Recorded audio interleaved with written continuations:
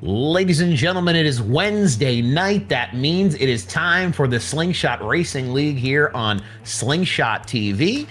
I am Sal Nicosia, joined by Sean Signori. This is the Granite State 125 tonight at New Hampshire Motor Speedway.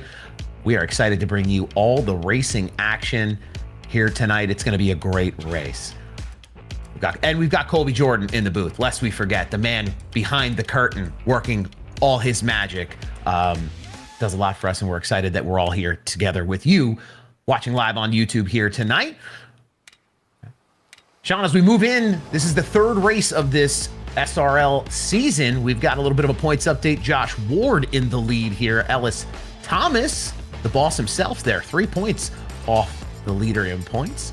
Ryan Rose, the Daytona winner, he's third in points right now. Chase Berry, Tom Licker, Jacob Phillips, Christopher Smith, Scotty Sobczak, Patrick Colby. We'll run through these. James Danforth, Ryan Hinkle, Laura Wiseman, Matt Kuntz, Johnny Rapp, Patrick O'Toole, and Robert Brobst. All your top 16 right now. It's early in the year, so it's still anybody's championship, but there's lots on the line here at New Hampshire tonight. This race, these stories, we'll talk about them right now quickly, but we'll talk about them all night long. Track position is everything. It's hard to come by, and when you get the chance, it's time to go. Hitting your marks, not overdriving, even just watching practice. Some of these guys absolutely powering down off the corners here, getting a little bit sideways. That'll be important for managing tires. Hot tires never cool off here, it seems. So it's important to keep those tire temps down, get that grip. It's a tight track. Racing we'll see a lot of contact. How much contact is really the question. A little door bang, a little door rub, a little trading paint, or will we have drivers cleaning each other out going through some of these corners? So surviving restarts is also a part of this. With contact, there are cautions, and cautions breed cautions, and we will see exactly how much patience these drivers have, how many opportunities they get to gain track position, and who can come away victorious here tonight. Going to be an interesting race out there tonight, definitely after the drama that we had towards the end of last week between Josh Ward and Ryan Rose battling for a win.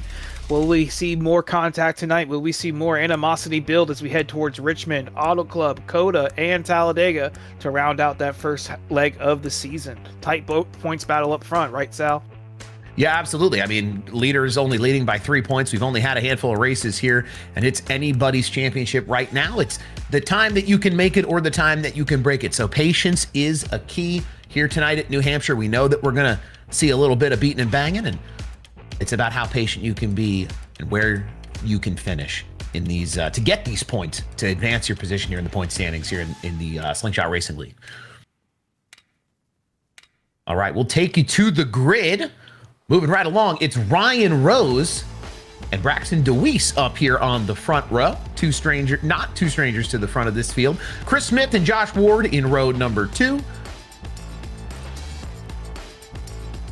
We've got Brandon Ayers and Johnny Rapp in row number 3, starting 5th and 6th here tonight. Ellis Thomas back behind the wheel, starting 7th, and Patrick Colby in 8th. It's Rye Jones and James Danforth starting 9th and 10th. Tom Licker in that 99 car going to be starting 11th, and Scotty Sobczak starting 12th.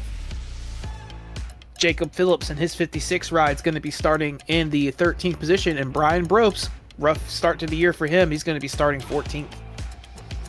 Chase Berry is going to be starting 15th in his 58 ride, and Robert Brobst in that 5 car starting 16th. Ryan Hinkle going to be starting 17th, and Laura Wiseman, a couple good runs to start the year for her, starting 18th. Scott Drost in his 2 car going to be starting 19th, and James Wood starting in 20th. It's Randy Gross in 21st in that number 31 machine, with William Cameron in 22nd. We've got Jeffrey Dahl in the 33 car starting 23rd, with Evan Pienta in 24th. Peter Stewart rolls off 25th with Matt Kuntz alongside him in 26th position. Nick Dicer in the 00 starting in 27th with Zach Mitchell. Patrick O'Toole starting 29th alongside Nathan Gentry. And Steve Vest rounding out this field in that number 60 Pennzoil machine. Nice tribute to Steve Park there. As the pace car pulls off, we're ready to roll and get underway here tonight from New Hampshire Motor Speedway. Underway we go. Green flag is out And it's Rose in that 78 car that leads them through turns 1 and 2. Everybody staying patient so far, side-by-side action. It's always in the early going. You can see a little bit of slip, a little bit of trip. These are cold tires. We did talk a little bit earlier about how hot tires can become an issue here. Tight racing, small track, trying to move, trying to groove. But cold tires here can be just as dangerous. So these first few laps, we'll absolutely have our eyes peeled for a little bit of contact and a little bit of contact through the field here as these drivers are just starting to feel each other out here. New Hampshire is a super unique facility, a super unique track. The pride of the Northeast. When I think New Hampshire, I can't help but think about modified racing and a lot of like really Northeast style short tracks. Oh, and we got a wreck going on in the back of the field there. All I saw was a plume of smoke. That is Jeremy Dahl in that 33. He's going to be getting away from the wreck. Doesn't seem like he has much damage on that car. Pretty clean for the moment. I'd say just incidental contact. Yeah, we'll see a little bit of replay here on Slingshot TV. Looks like that 33 car, like we said, it's not hard to hot-foot it through. Unfortunately, he gets loose all on his own, but slides right up to the outside there and gets kind of drove through by no fault of anyone here, but just gets loose, but didn't help that there was a car there on his outside. Not going to be the only time we see that tonight. Somebody getting loose off of turn 2 and a couple victims behind him. That is Peter Stewart in the 9 car. Got a whole hood full of damage there on his ride. Been a tough couple weeks for Peter as well. Has not really gotten the finish he wanted to out of Daytona and last week in Vegas, and this week's not off to a great start either. Well, it's better to get that out of the way early. Get yourself repaired and just try to get out there and get the reps in lap after lap. You can't gain points here without finishing races, and as hard as it can be to take damage and be in a less than advantageous position in the field, it's just important to be out there. You never know what can happen, especially here at New Hampshire, as we see more than a handful of drivers here coming down pit road. Maybe some damage throughout the pack. Yeah, maybe some damage throughout the pack. And just a quick shout out too, you guys, while we have a chance here under caution, going to be giving away a Martin Truex Jr. diecast tonight here at his home track at the start of the season. So everybody plug in your comments and get engaging in that YouTube chat. Get yourself a chance to win that diecast.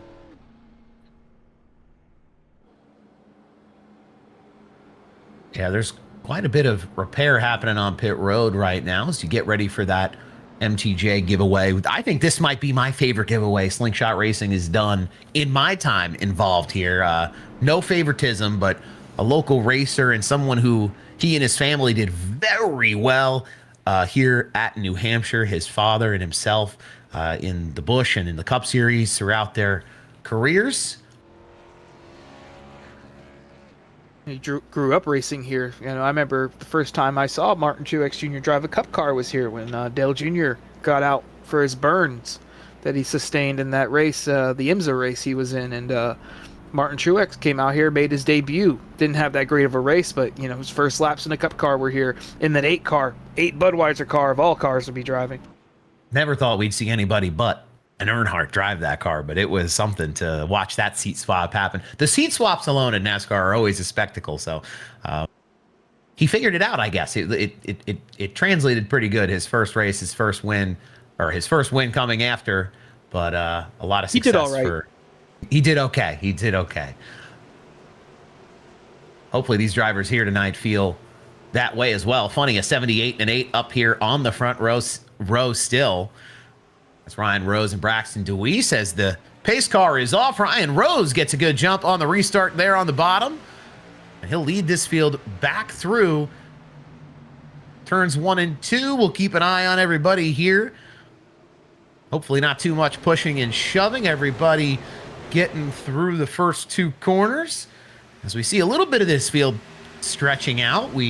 It's early in the race here, only lap 6. So if you're just tuning in, there's plenty of action ahead. Buckle up, because it's gonna get spicy. I'm already watching. A tight battle for second here, Chris Smith and Braxton DeWeese. I'm looking to see Braxton DeWeese have a good run tonight. Really didn't get the finish he wanted out of Daytona, was involved in a wreck last week at Las Vegas after he moved his way up through the field. This week, I don't see him messing around. He qualifies up here in the top 5. I believe he's going to keep that car up towards the front for most of this night. Absolutely. You see DeWeese there getting... Oh, another problem. Caution is back out.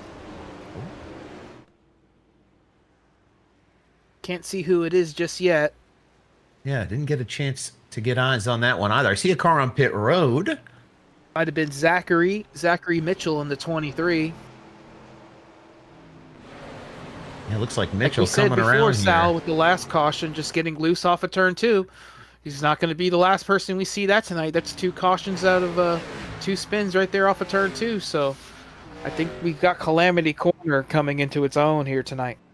Yeah, it's certainly taking on a personality of its own. Thankfully for Mitchell there, not any damage beyond just spinning himself, kind of running in the middle back portion of the field.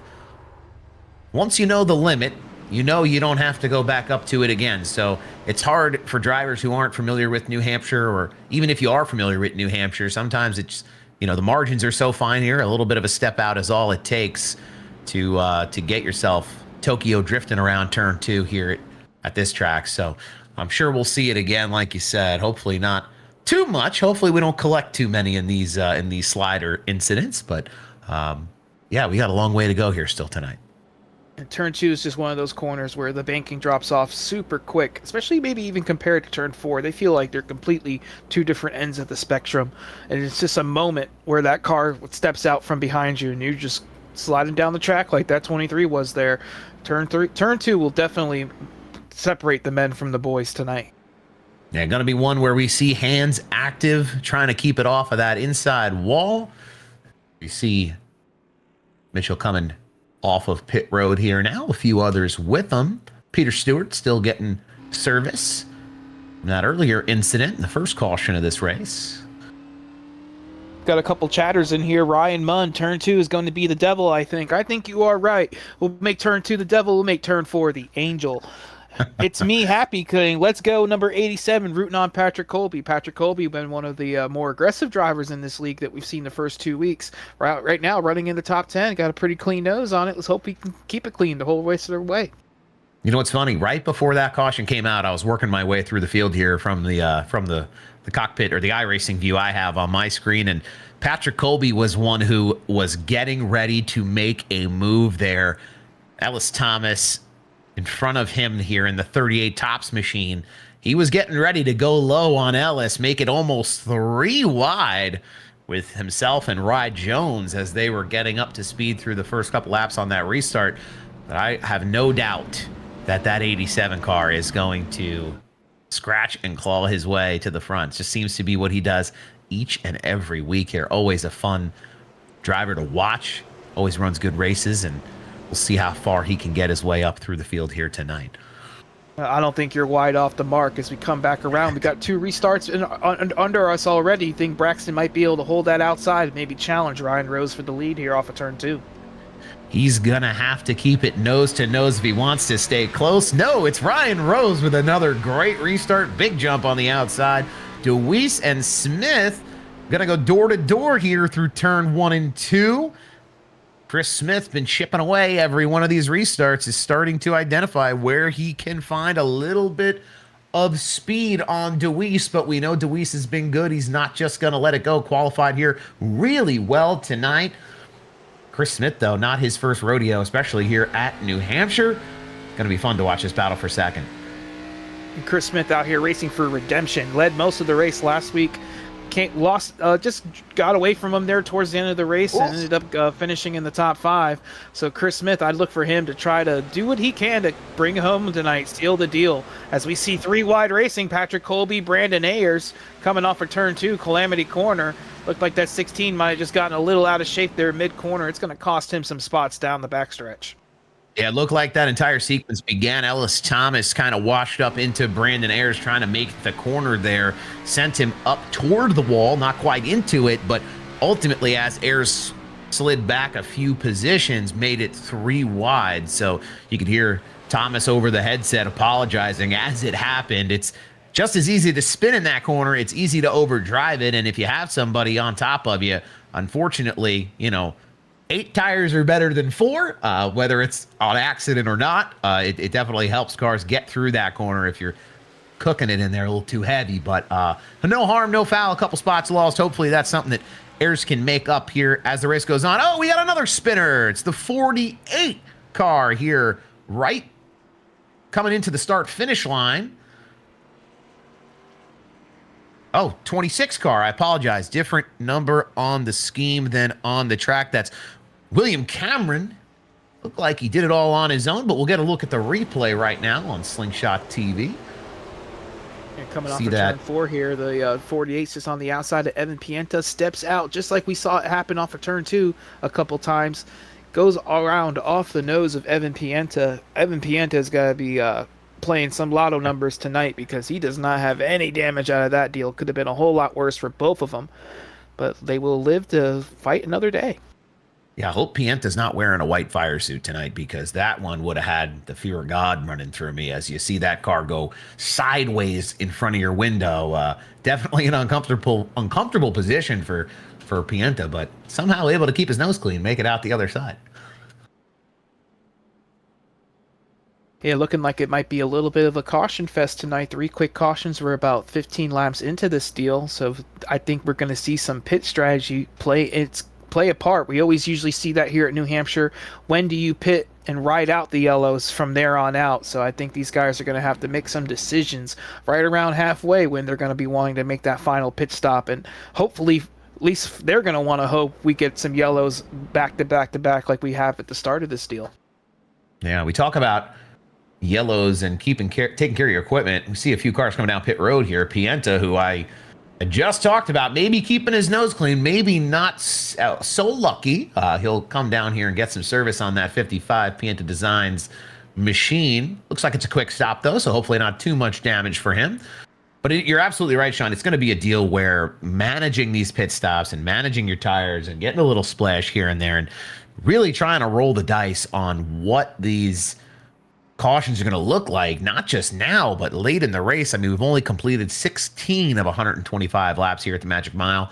Going to be one of these deals where strategy absolutely coming into play, not just through cautions, but especially important on restarts as well. So we'll watch it all unfold here on Slingshot TV. Hoping everybody is enjoying the night here. Wednesday night every week, you can see these cars run on YouTube, and hopefully everybody's having a good time in the chat as we have the 78 and the 8. That's Ryan Rose and Braxton DeWeese still battling up front. What do you think, Sean? You think that 8 car's got what it takes on the outside to jump one of these restarts, or what? Hasn't looked like it yet, but as we saw there under that last little green flag run we just had towards the end of it, the 8 car was pressuring that 78. I think Braxton has more speed at the moment if he can get around that 78, but the 78 is getting such a good jump on these restarts that he's able to drive away for 3 or 4 laps, and then the caution comes back out. So hopefully Braxton may get a couple extra laps here to get the job done, and 78 can focus on that 92 car starting on the outside and 4th. They had a little bit of problems last week towards the end of the race, so I'll be looking for that to continue if that 92 is able to get anywhere around that 78. Oh boy, a little drama on track. I'm sorry I missed it last week. Drama ready to unfold here as we get back into the restart zone. Ryan Rose leads the field to the start-finish line. We're back underway. Braxton DeWeese, Chris Smith, and like you said, Sean, that 92 of Josh Ward making some pretty serious inroads. Caution is out. Ooh. Caution is back out. Oh, and I see the 84 Laura Wiseman. Big damage on that Richard Petty ride. Going to have to check that out here on the replay. I think we might be seeing our first restart crash of the night. It's one of the things that happens a lot here in New Hampshire. As we see Lauren Wiseman, going to check it out here on the replay. Might have just got a little too happy into that gas pedal and got into the back of, I believe that's the 89 in front of her. Oh, what a stack up. Big stack up on that inside line, as you just said, Sal, and nowhere for that 89 to go. He was out of the gas on the brake, and they just all accordioned into each other, and Laura was on the bad end of that deal, go a whole bunch of damage to the front of that 84. But one thing that we've seen Laura do twice in 2 races is come back. Last week she was involved in a crash, had some damage, came back and finished in the top 10. I believe we might be seeing the same story play out in front of us tonight, but it just depends on how much damage that 84 car has, because it's not looking too good. Yeah, what a shame. I mean, that 99 car obviously getting stacked up there through the whole line. Just one of these deals that you know is going to happen at a track like New Hampshire. But I'll tell you what, in the short time that I have been able to watch Laura Wiseman over the last year, and then this short season as we get started here, she has consistency is something that she can do really well, especially on the comeback trail. So Laura's not one to quit easy, and I think you're absolutely right. I think regardless of the damage, it's going to be a fight back here tonight. But if anybody can make it worth their while here, it's going to be Laura Wiseman. And we have 105 laps to go. So again, unfortunate that these things happen, but you get your car repaired, you get yourself back in good shape. You know that this thing is going to unfold in just an unorthodox way. This is just how this track is. There's going to be cautions. There's going to be pit opportunities, times when you can kind of try to flip the field or gain some positions here, even just on pit roads. So it'll be interesting to see what the strategy is for some of these cars that have gotten in trouble early, but cars who have been strong early still started at the front, remaining at the front. Rose and DeWeese. We're watching Chris Smith, who's had a ton of speed, Josh Ward as well. Ellis Thomas had a great run of speed there before that caution came out. Looked like he was going to contend. He was getting right up to the bumper of the 92 alongside of Johnny Rapp. So, as we go, drivers here who are getting their reps in on these restarts, it's, practice, but it's the real thing at the same time, too. Not often do you get to get this many restart opportunities in a row. Eventually, you really get that muscle memory going. You really get yourself in a position where you can really succeed. Well, Ellis is really carrying that momentum. He got a 2nd place finish in Daytona, 4th or 5th place finish last week in Vegas. 2 top 5s to start the year, going for 3 in a row. I wouldn't bet against him, especially with all that momentum on his side and some great teammates to learn from. Absolutely. A lot of good people in that camp. We've got the pace car off here through the restart zone. Another go at it again. Looks like everybody looks good through the field. Not too much accordion happening.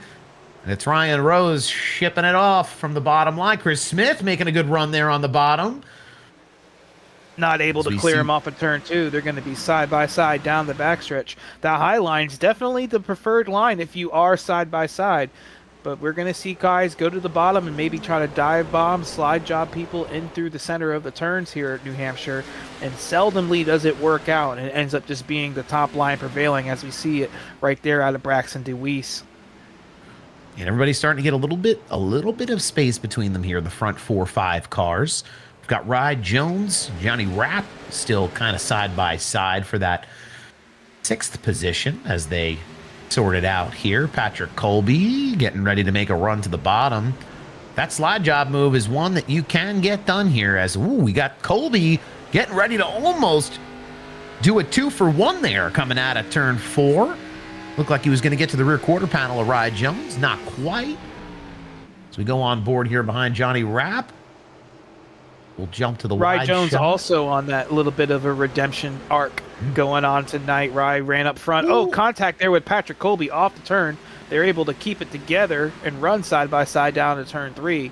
But Rye Jones had a little bit of a wheel issue last week after showing he was one of the fastest cars on track, contending with Chris Smith earlier in the race. Had those wheel issues come up and bite him and caused a little bit of an incident about halfway in that race. So hopefully they can keep it all together tonight, and Rye can show his muscle and maybe come home as a winner tonight if he did it last week.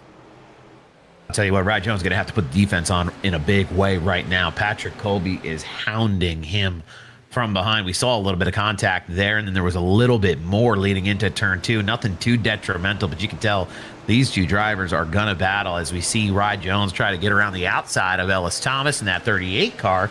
Colby, though, still in hot pursuit. Jones gets a little bit of the wall there, a little bit out of shape for just a second, able to keep it from drifting down into that bottom lane. Now Colby's going to get to work on Thomas as he looks like he's ready to march forward in that 87 Alabama scheme. Ready to get the work done as Jones and Thomas go door to door. Side by side, Colby just can't find a way to get around. It's like mid-morning traffic trying to get to work. He's trying to work his way around these two drivers as they continue to push hard off turn 4. Well, this is where patience is key. You got two guys racing side by side in front of you, and you know that 87 feeling like he's faster than both of them, but you have to just let it play out. Sticking your nose in there 3 wide really doesn't work out for anybody here at New Hampshire, and I imagine the 87 is just getting a little frustrated watching all of this as the caution does come out yet again. Another incident off of turn 2. That's going to end that battle for the moment. Evan Pienta involved, the 23 Zachary Mitchell involved. 2 cars that we've already seen involved in cautions tonight. Going to be going for their second. As the caution is out yet again, it's going to be turn 2 being the problem. Evan Pienta getting to the bottom there of the 23. I imagine the 23 is just going to get a little loose like he did before. Oh no, just some contact there. Evan looked like he got tight, got up into the rear of the 23 and sent him sliding around. When it rains, it pours for Zachary Mitchell. A tough start to the beginning of this race for him. Yeah, that's a rough one too for Mitchell. You see some of the body parts come flying off the front end of that thing. So he's going to have quite a bit of repair as he tries to get it back going forward. You see that wheel on this onboard shot here cocked off to the left there, more than I think what he'd like to see. So perhaps some wheel damage as he tries to bring it back around into the pit stall. I'm sorry, I believe that's we're on board with Pienta here, but just trying to nurse it around here, get it back into pit road, get yourself fixed up. I feel like turn 2 is going to be a talking point all night here. Oh, it already has been. We've had 4 cautions and 3 of them have been in turn 2, so it seems like that's going to be the trouble point tonight. And it wasn't somebody getting loose that time; it was the opposite. It was somebody just getting tight underneath somebody else, battling for position. So I think turn 2, like you just said, it's not gonna be the last we see of that turn tonight. Yeah, it's gonna be a fierce battle going through there. Cold tires, hot tires. These tires are going to be a big thing as we continue on. We talk about these long runs and how hot these things can get, and you start to slip and slide. I feel like we've run a lot of laps here under caution. We're just about 30 in, coming to the 30th lap here, this time by under yellow. I don't know. I always go back and forth on races like this. It's not a bad thing to have cautions happen, but when they happen frequently enough that it kind of lulls the driver into a trance where you really can't get that rhythm that you want going because you can't get a long enough green run stint to happen. That's where you start to maybe see drivers traditionally who have great runs.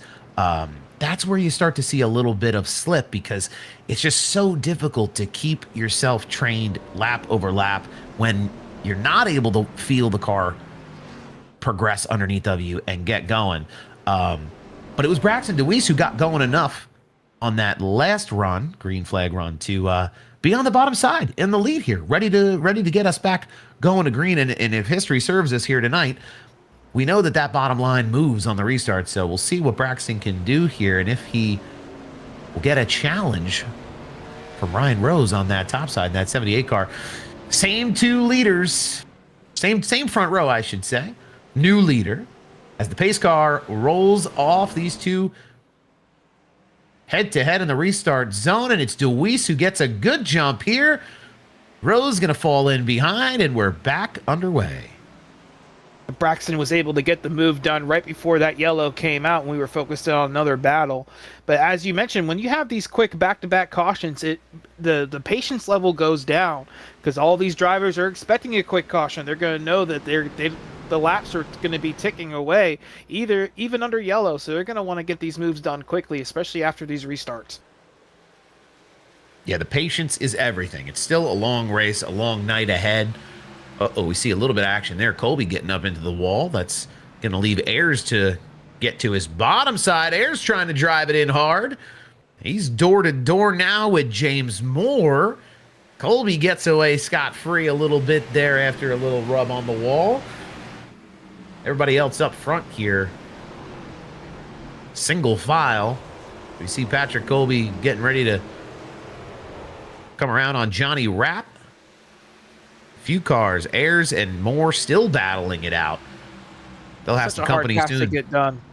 Yeah, such a hard pass to get done there on the bottom, Sal. It's like the whole car doesn't work when you're underneath somebody here at New Hampshire, and it's almost like you're driving a completely different race car than they are, because as they get the run off the corners and drive away. But as you see, Patrick Colby able to make that inside work on the 52. He's going to get the job done and set his sights on Ellis Thomas in front of him. Yeah, we knew he was going to be a big mover here tonight. He's been a big mover week over week here as we're getting into this new season. He's going to be getting ready for this run here on the 38. You see how he's able to brake just a little bit later to make up some pretty significant track time as he gets the roll off, maybe a little bit more conservative coming at it too. Oh, we got one driver here skating out from some of the fray toward the bottom of the track. A few on that last camera angles. They were coming down the backstretch here at New Hampshire. Everybody trying to keep it straight, not take any damage. So we continue to keep our eye on Colby. We've got some battles going on further back as well.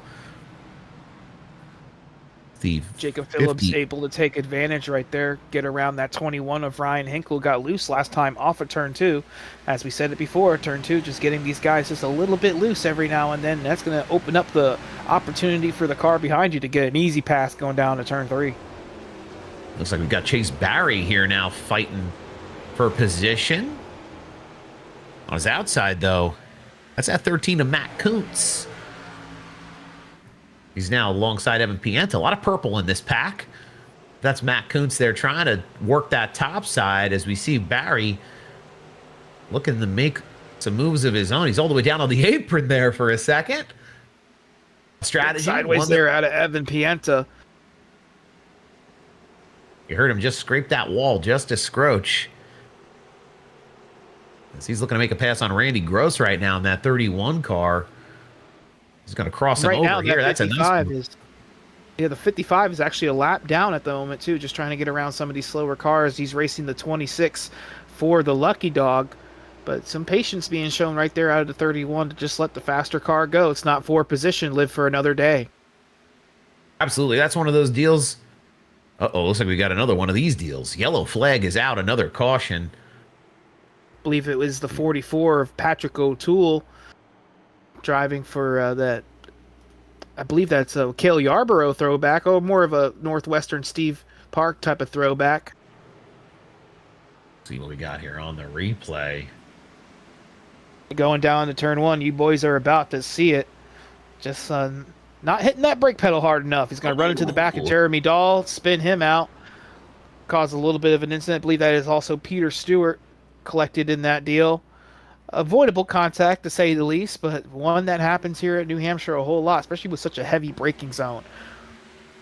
Yeah, that braking zone comes up on you in a real hurry, and it's so difficult to manage. It's one of those deals where if you get into it too early or too late, it can cost you a ton of time. Maybe the 33, they're just checking up maybe unexpectedly a little early. I'm not quite sure. I'm sure these drivers have their own perspective on it, but just a tough place to navigate here at New Hampshire regardless. Another tough break there for the 60 car. Steve Vest ended up with another car on his nose, getting through that crash. This is not the start of the year that Steve wanted to see in his 60 car. That is for sure. Yeah, less than ideal for Steve Vest, as we've got some cars coming down pit road under this caution. We're at lap number 39. It'll be 40 next time by, of 125 to go. If you haven't already, Sean, why don't you tell the folks here at home about this Martin Truex Jr. diecast that we see up on our screen right now? Yeah, every week we give away a diecast to one of our lucky viewers and commenters in the chat. All you have to do is engage with us in the chat box. I got Ryan Munn in here. He's been going back and forth with Tominator, and they've been talking about the restart mess and a couple of incidents that we've seen happen off of turn 2.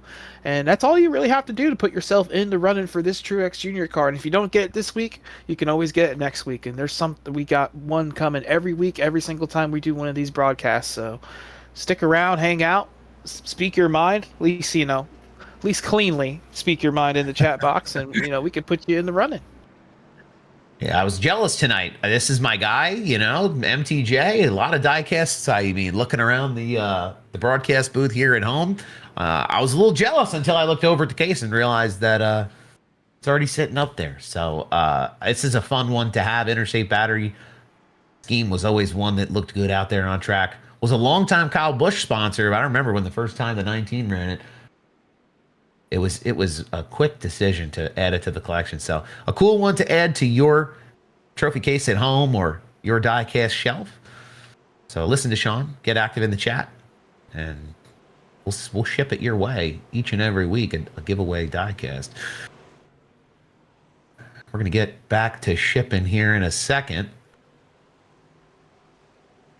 So we've got the pace car swerving in. It's Braxton Deweese, Ryan Rose through the restart zone. Deweese on that bottom side, a pretty good jump. Rose getting better and better at keeping him within arm's distance, though. That'll be a fun battle as this race goes on here tonight. You see just how tight that is off the rear bumper cam, as Rose not trying to give him an inch.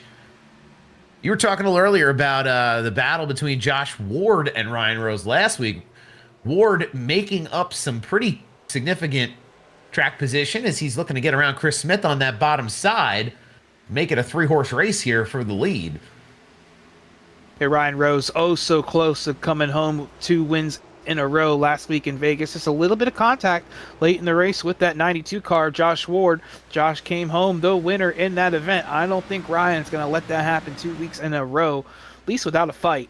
So if the Josh Ward gets up behind that 78 car, it looks like it might happen as he's trying to get the pass done on Chris Smith. If that 92 can get to that back bumper of the 78, it'd be interesting to see what the 78 does. Does he let him go and fight towards the end of the race, or does he, put the fisticuffs up now and just go at it? That's that thing. It's being patient and taking care of your stuff here at New Hampshire. We're only 43 laps into this one. It's interesting to see how some of this stuff can spill over week to week and what the strategy is when, these cars, these drivers who are competing this hard and making contact with each other, they're fast every week. So they're going to have to see each other week after week as long as they want to be competitive and scratch and claw their way up here through the point standings.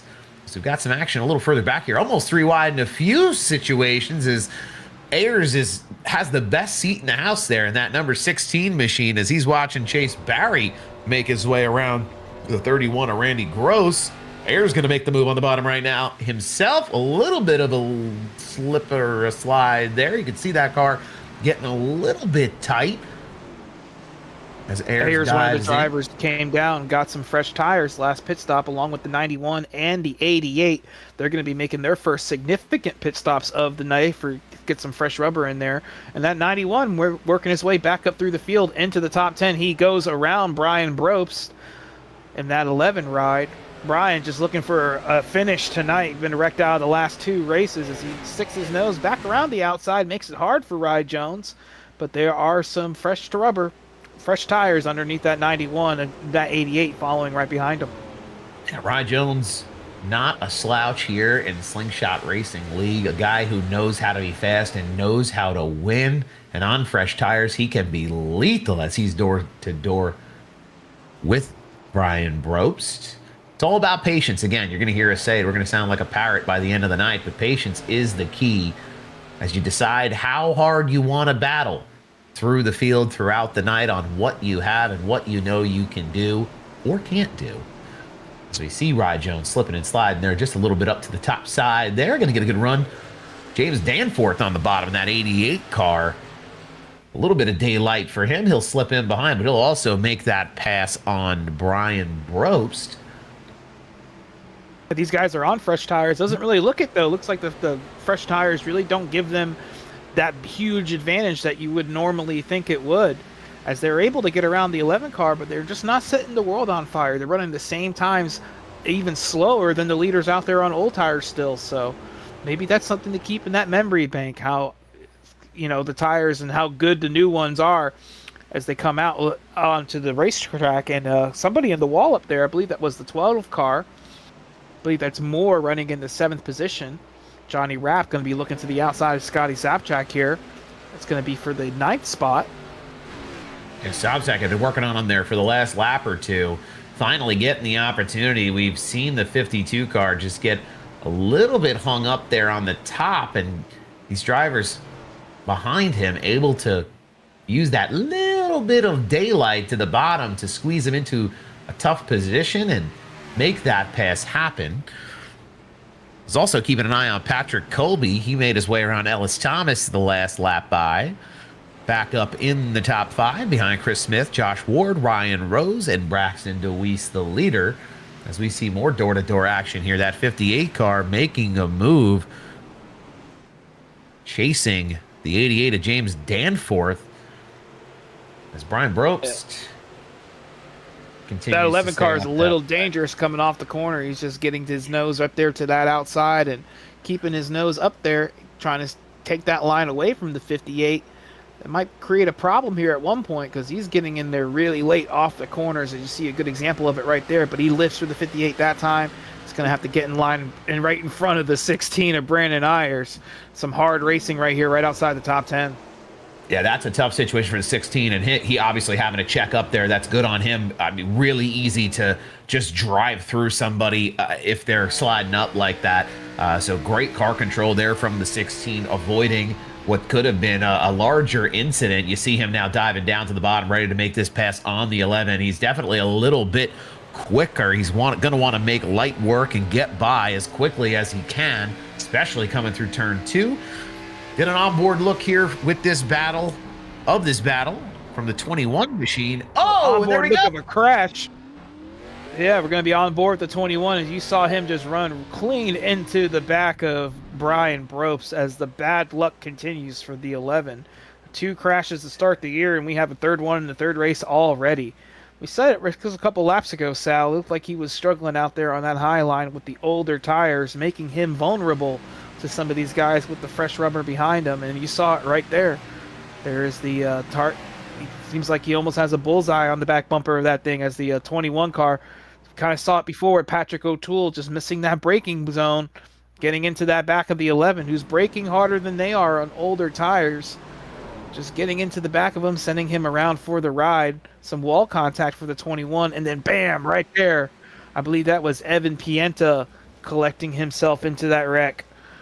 Definitely going to be a game changer here, as we got some cars up front heading down pit road to make their first pit stops of the day.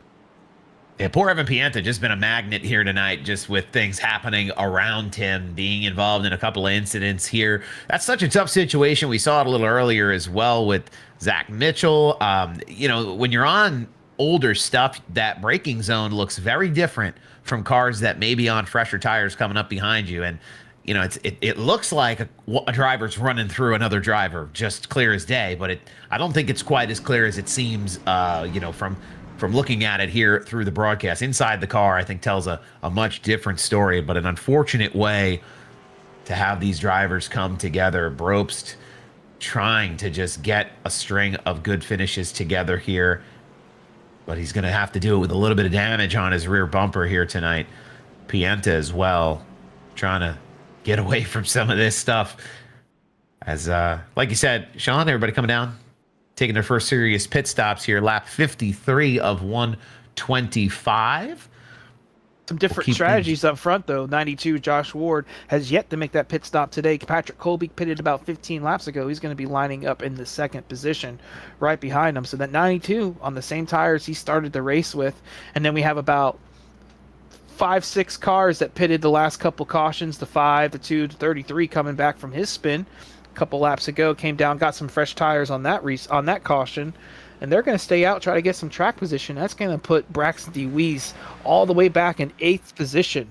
Now, you might say to yourself, 8th place, that's not too far back, but here at New Hampshire, where it's hard to pass, it's hard to get these moves done, 8th place can feel like an eternity. It's going to take him quite a while to get up front and get to that 92 car up front.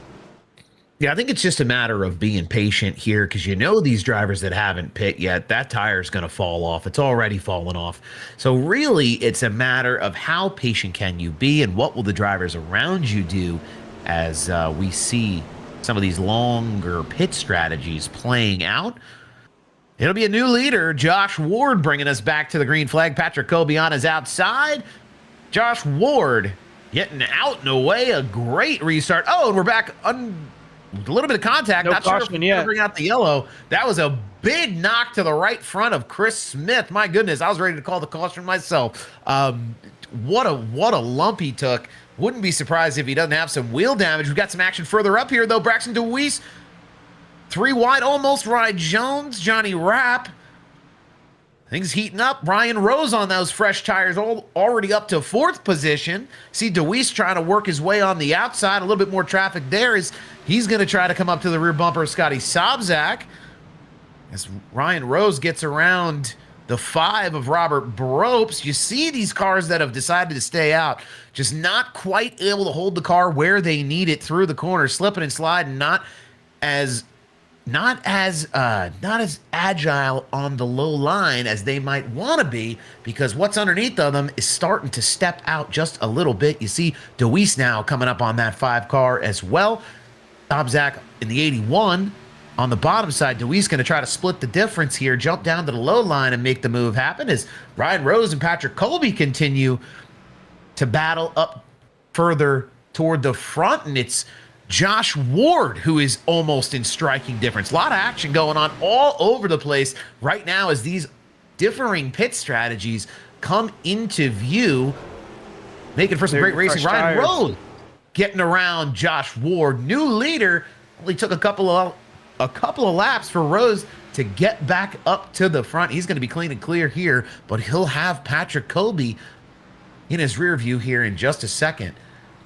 Not only Patrick, but Braxton DeWeese pulling up underneath that 92 car, going to be going for 3rd spot here shortly.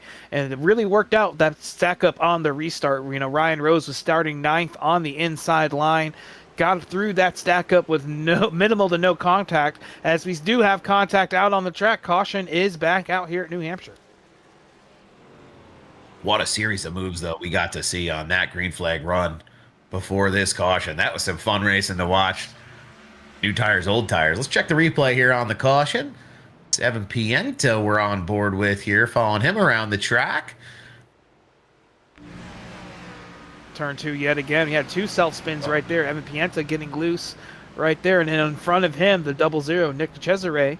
Same thing happened to him just about, 3 or 4 seconds earlier. And 2 lazy self spins coming off of turn 2 is going to bring out the caution yet again. Yeah, it's one of these corners. We're going to talk about it all night long. These drivers are going to have to get through it. By attrition. Correction right there. It was not the 00 getting loose. It was the 44. Terry Labonte out there on the outside getting his rears spun up and knocking himself down into Nick Cesare. So maybe a little bit of another victim there of the 44 tonight. We already saw him get in the back of Jeremy Dahl earlier in this race, and now he's got the 00 to add to his list. A lot of beating and banging going on there coming through turn number 2. Quite a restart right there, though, right, Sal? We had some different tire strategies really playing out, and we didn't see it the first time these guys came down and got fresh tires, but we definitely saw the advantage there that Ryan Rose and Braxton DeWeese had on those guys that were in front of them, and they only had about 15 more laps on those tires. A lot of those guys had already made their pit stops. So the real loser, I think, coming up right here for this next restart is going to be Josh Ward. He's staying out there. He's holding to those old tires he started the race on. It's going to be interesting to see how these new ones are able to navigate themselves around that 92 car, because we both know they're going to be showing a lot more pace than he is here at the moment. Yeah, absolutely. It's going to be a tough deal for that 92. Going to be some big defense, but ultimately, as the green flag run goes on, it'll be one where he sees himself starting to slip back just a little bit. There's only so much defense you can play until you see yellow flags start to come out. Drivers breaking into corners at different times because their tires are in different places here as we go through this race. But I think the biggest winner right now is out of that whole situation, that 87 car, Patrick Colby. We can't seem to stop talking about him because he's making his way to the front of the field now on the front row here with Ryan Rose. We've seen him be really competitive, probably the biggest mover out here tonight in that 87, or at least the biggest mover at the front. Unfortunately, Chris Smith Interesting sliding change back right as here. well. Yeah, Chris Smith had a tough restart right there and sent himself out of the groove and down through the pack. But a little bit of interesting change right here. Ryan Rose, your leader, is going to choose the outside. We haven't seen a leader do that yet tonight. And here he is at 78, taking advantage of that outside. Hopefully, we'll see if he can get that same jump he was getting earlier in the race. Yeah, that outside line a little bit tougher to manage, but he will bring the field to the green flag. As we get to the restart zone, doesn't look like too much of a problem for Ryan Rose as he powers through past the start-finish line. It's going to be Patrick Colby and Josh Ward going door-to-door with Braxton DeWeese in hot pursuit as they try to sort things out through the precarious turn 2. Colby slides up in front of Ward. They're going to keep it straight here as DeWeese continues to battle on the bottom side. The 5-car a little further back, Robert Brobst was getting passed up there that last green flag run before the caution. Those old tires are coming back to haunt him as Ellis Thomas and James Moore and Brandon Ayers, and the field is coming around. It's not a fun feeling to be in that position, to feel yourself going the wrong direction, but it is a strategy that if it works, you feel like a genius, and if it doesn't, well, not so much, as he goes the wrong way. We've got some great battles, though. Rye Jones now battling with Patrick Colby, as well as Brandon Ayers and Josh Ward. It's 3 wide here. Colby, Ward, and Ayers. It's going to send Colby up to the high side. He's going to get shuffled back here. A few. Ellis Thomas takes advantage, grabs a spot, as well as James Moore now battling to stay in front of Colby. It's that 5-car as well now. Robert Brobst trying to fight back. Just goes to show how quick you can go from front to middle back. Start losing spots here. Just a little bit of a tough situation there for Colby. Yeah, just a little bit of a slip up there out of the 87 going into the corner. Went all the way up the racetrack up against the wall. That will happen a lot here at New Hampshire if you're just pushing just that little bit too hard on entry. Very easy to get loose on the entry here at New Hampshire. And we saw it. Like you just said, he lost 4 or 5 spots. Just had that little bit of a mistake there out of one of the fastest cars we've seen tonight. And to me, this is where patience comes in a big, big way. It's obviously being showcased throughout the field here tonight as we've had cautions and, this little bit of situation. Big contact here. Chris Smith, Robert Brobst. Just looked like a little bit of a miscommunication going down through the braking zone. They're able to keep it together. Chris Smith trying to get back up to the front, a little bit on that comeback trail of the 28 car. I think we're going to be seeing him not show much mercy to these slower cars in front of him. He knows he has the speed. He knows he has the talent to get to the front of this pack, and he's going to will his way through it. Yeah, gloves are off for Chris Smith. He is throwing it in any way he can, making sure whatever he does, he tries to stick it, as he's going to come around here on the bottom side to contend with James Danforth. That's for the 9th position they're battling right now. We see a few other movers happening through the field here. It's the 21 car on board here with Laura Wiseman now. She took some big damage earlier, but you get a good look at turn 2. You see those hands behind the wheel working hard, trying to keep that thing rolling straight. You got to turn right to go left sometimes, left to go right sometimes. As the runs go on, this track gets less and less predictable. The tire wears out more and more. And you see that heart rate monitor, it's at 90 beats per minute right now, but we know that that could even get higher and higher here as the night goes on, the way we've seen this racing unfold here in front of us. But a little bit of uncharted territory as well. I feel like this has been the longest run so far tonight. You see a little bit of contact back there between Evan Pienta and Chase Berry. Boy, that 55 has just been not having that great of a race tonight. He's been loose, he's been tight, he's been running into people, he's been run into, he's just been all over the map tonight. He needs to, try to calm down just a little bit and bring that car home. So you got a battle right here inside the top 10. Sorry, Sal. It's going to be Scotty Sobchak moving around that 31. Yeah, great move there by Sobczak. Just going back to what you're saying about Pienta, I couldn't agree more. It's just one of these deals where you get caught up in some stuff early, and you talk about patience and confidence, and just all the things start to stack up in your head as you know you're fast, you know you can be better. And as the night goes on and as these incidents kind of orbit you, you just want to push harder and harder and harder to make yourself get back up there and know and run where you know you can. As we see a little bit of a move there, Patrick Colby trying to get around the 12 of James Moore. James Moore holding him off tight there last time around. A little bit of contact. That'll put Colby in place behind him with Danforth filling up his rear view mirror. You see more opting for that higher, a little bit higher lane, about a lane and a half up, maybe a little less, going through turns 3 and 4. Colby able to hold it a little further down.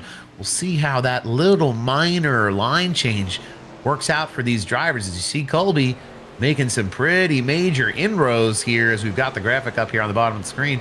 How much quicker is more over Colby? I don't know how many laps right now, this is going to last, but they're fighting. That 12 car has been in the top 10 all race so far, but he's carrying that little bit of damage, and you can see it starting to show up as we get laps under green here, as we got a battle for the lead. Braxton DeWeese underneath the inside of Ryan Rose. That 8 car has managed to get up there and catch Ryan Rose. He's going to get the job done coming off of turn 2. Maybe not. Here comes that 78 back hard around the outside. We saw these two guys racing hard towards the end of last week. Or I'm sorry, in the middle of the race last week. Braxton just was not able to bring it home, but back down to the bottom, though. A little bit of an undercut there by the 78. Going to be back down to the inside as these guys are battling it out for the lead as we get to about halfway in this race. Yeah, this is a ton of fun to watch. You see DeWeese there on the top side. It's a little bit of a slip and slide as he tries to carry that momentum through the corner. Ryan Rose knows he's got an opportunity here. It's Rye Jones with the best seat in the house for this battle for the lead, as these two drivers have been racing around each other here all night long. I think Ryan Rose got a little bit of an edge on this bottom line, but he gets into a little bit. He's going to send DeWeese up, almost a little bit of contact with the wall. And that's going to do it, I think, for that battle. I think Rose is going to back off here, try to slip in behind, but can't take his foot off the pedal. He's got Rye Jones in his mirror, but goodness, what a fierce battle there for a couple of laps until that little bit of contact. But good on these drivers for keeping it straight. But these are things that happen. This is the way this track produces racing. Caution to stack out on the speedway. Oh, man, we were just getting ready for a good battle there between Rye Jones and Ryan Rose as well. It's the 56 car of Jacob Phillips getting around. We get a replay here. Looks like that 26-48 car, William, going to get underneath him here. A little contact in the center. Going to try to maintain the inside line. Gets back in the gas just a little too hard. Gets into the door of the 56. Sends him around. But 56 right there, Jacob Phillips, able to keep it off the inside wall. Don't really see that all too often here at New Hampshire. And he's got a clean car. He's going to probably lick his wounds and get back at it here pretty soon, because that thing looks pretty good. Yeah, if all it cost him was a set of tires there, a little bit of a skid mark on a flat spot on those, I'd say he got away pretty good based on what we've seen go down in turn 2 here tonight. 75 of 125 complete. Go ahead. You think you might want to get this trivia question out of the way here while we're under caution? Let a rip, Tater Chip. I love it. Give me a little trivia. Alrighty. Which New Hampshire Cup Series winner led all 300 laps in 2000? Was it A, Bobby Labonte, B, Jeff Burton, or C, Greg Sachs? Now, you guys in the chat box put a little bit of an answer in. The right answer always helps you if you are in the running to get that Martin Truex Jr. diecast, which we will probably try to give away at the next yellow here, just so we don't forget about it while we have some guys in the lobby. So everybody can plug away at their trivia guesses right now. What are you thinking, Sal? Do you think you might know this one? I think I do, but I'll tell you, 2000 was a long time ago, so I'm afraid to kind of give it publicly. I think I know the answer, but we'll let everybody weigh in the chat before I open my big mouth here and give away anything too soon. Do you think you got this one locked in, Sean? Oh yeah, I created the question, so I know it. I know the answer. Yeah, we actually had a restrictor plate race here after a couple bad crashes that got some drivers hurt, and in the memory of those guys, they came out here in September 2000, ran a race with restrictor plates. Really didn't work out for the raceability of the cars, but it worked out for one lucky driver who was able to lead all 300 laps in that day in the Cup Series.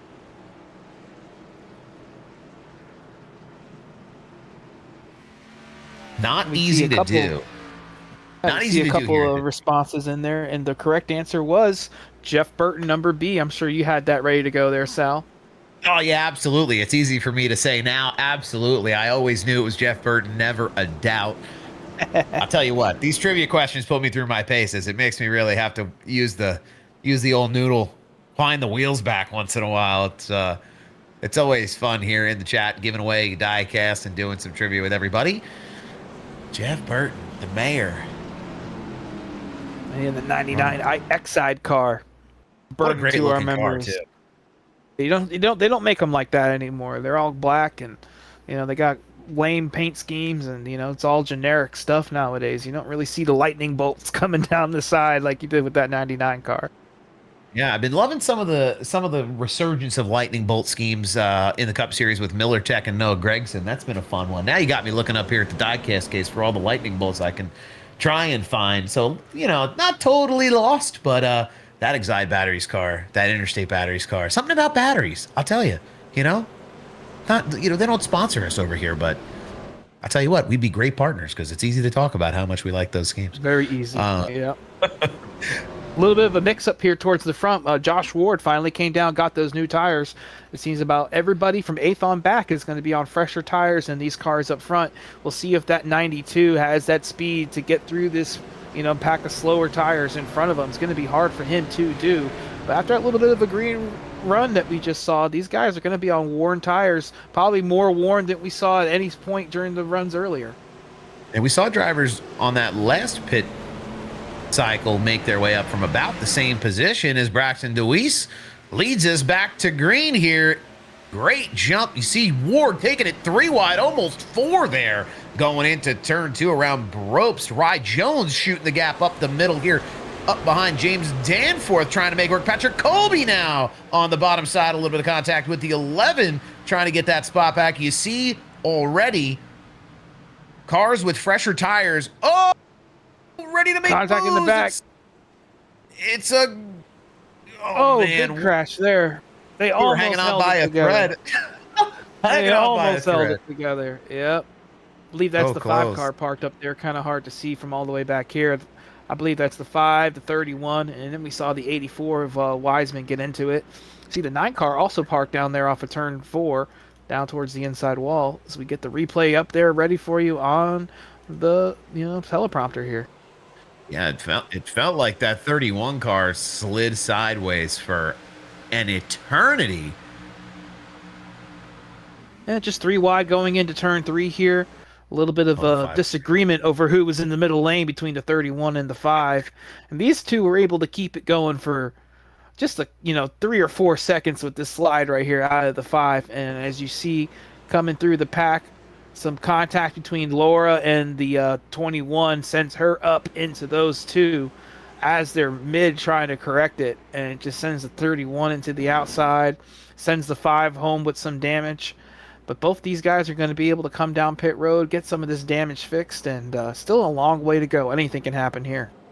Yeah, it looked like they would have almost been able to get that one straightened out, but Laura Wiseman sees it happening in front of her, unfortunately, tries to find a gap, a little bit of contact, sends him spinning, but hopefully not too much damage. I mean, it felt like the 5 car had been just sliding forever, the 31 checking up behind him.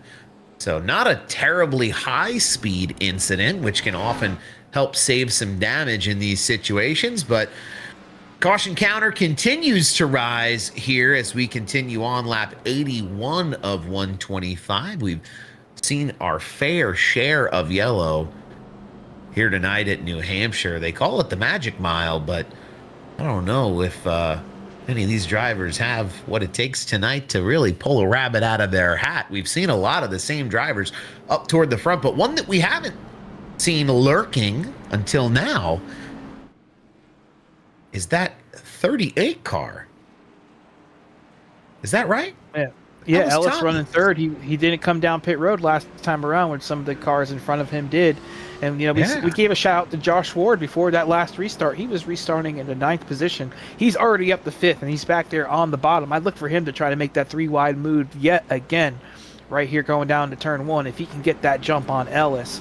Ellis has got to be looking in that mirror right now, knowing he's up here running in the top 5 and seeing some of those fresher tires coming. Because on that last restart, they definitely were. And this is a place, too, where you talk about, we've talked about patience all night long. If I had $1 for every time we said it, I'd have more than a few. But this is where patience runs out for drivers like, the 92, Josh Ward. He knows that these yellows are going to keep coming, and he knows he's on fresher tires. So there is less patience here. He is going to go. He is going to put people in uncomfortable positions. He is going to make the move that gets him toward the front of this field. Speaking of the front of the field, it's DeWeese and Rose a little bit of a checkup there as he was coming through the restart zone at the start-finish line. It's going to give Thomas a chance now to dive down to the bottom, looking to take that second-place spot away from Ryan Rose. Look at Ellis. He is a man on fire in that 38 car, the Tops machine, trying to go door to door with Ryan Rose. Was able to catch him off guard. Looks like he's got enough space. Almost, not quite. Oh, can't clear him. He's going to have to give him a little bit of room. Now he's got Josh Ward coming up in hot pursuit behind him. Ward, as we said, going to try to make this move. They're 3 wide through turns 1 and 2. Ellis going to jump to the outside. Finally has enough room to make it work. I think Ryan Rose saw that yellow behind his eyelids ready to happen if he didn't lift a little bit to give some room there. Only go 3 wide so many times through these corners in New Hampshire. Live to fight another day, but it's Ellis Thomas who's able to squeak away. But Josh Ward, the biggest recipient. As you said, Sean, I mean, we saw him come up from, 8th place, 9th place, now running in P2. He's going to have these guys up here in the top 5 wishing they followed him down pit road. But right now, he's the only one on those fresher tires to really break through and make his way up there. But we do see that 91 of Rye Jones also following him up through there. He's going to try to make the pass done here on Ryan Rose coming off of turn 4 and set his sights on Ellis as he gets the job done on the 78, just barely moves up in front of him. And now he's going to set his sights on the leaders in front as we have a side-by-side for the top spot. Josh Ward wasting no time. He got the Braxton DeWeese, got to the inside. He's going to get the job done off of turn 2. New leader, your winner from last week, Josh Ward, trying to go for 2 in a row tonight. Yeah, Josh Ward been looking to get to the front of this field all night long. Finally makes it happen here on lap 86 on the freshest tires of the group by quite a wide margin now. And you see just how well they're working for him. Rye Jones charging up here, though, trying to make up as much time as he can. Ellis Thomas falling into a rhythm here behind Rye Jones as well. See Patrick Colby on the bottom underneath, and Ryan Rose, who's falling back in a hurry, had a little bit of trouble there, 3 wide for a minute with Ward and Thomas as they were making their move to the front. He hasn't quite been able to recover just yet. Been fast all night long up here toward the front of the field for the most part. He's got some pressure from the 81 of Scotty Sobczak, and we've got big wreck over here in turn 4. And got another yellow. I see the 23 car out of shape. That's not the first time here tonight for Mitchell. We'll get a replay we get here. Going up here towards the front, something in the back happens. We see it right here on the replay, Sal. The 23 taking his line through the corner. Just had to check up just a little bit coming off the corner. And the 16 tucked up behind him just runs into the back of him. A little bit of we've seen it a couple times tonight, just a little bit of a miscommunication as to when that 23 was getting back in the gas. I mean, the 16's probably had a little more speed in him throughout the night, not used to following the 23 through off the corner, and just got in the back of him. A little bit of a lazy spin by both of them. They're both able to keep the noses clean as a little bit of a strategy mix up here up front. Josh Ward, Braxton DeWeese, Ellis coming down pit road. We got some guys staying out, some guys pitting. This can really decide who wins and loses this race here tonight, Sal. Yeah, it's going to be a battle on pit road as these drivers are going to make their choice here. We saw just how important the tire battle has become. If you're in the market for a fresh set, now is the time. As the race starts to wind down, laps ticking away, we're going to see ourselves get into the 35 to go. My math serves me correct. Hopefully Hopefully it's late on a We're Wednesday going to night. have calamity here for sure because we got, more than a dozen cars that stayed out on those older tires. Ryan Jones, Patrick Colby, they might be sitting in the catbird seat with all these fresher tires having to get through so many cars. But we'll see as they come around to the green where these new tires stack up and how long it takes them to get up to the back bumper, if they ever do, of this 91 and 87. Because we also know that those late race cautions, they're brewing right now in the pot. Yeah, it's not a matter of if, but when.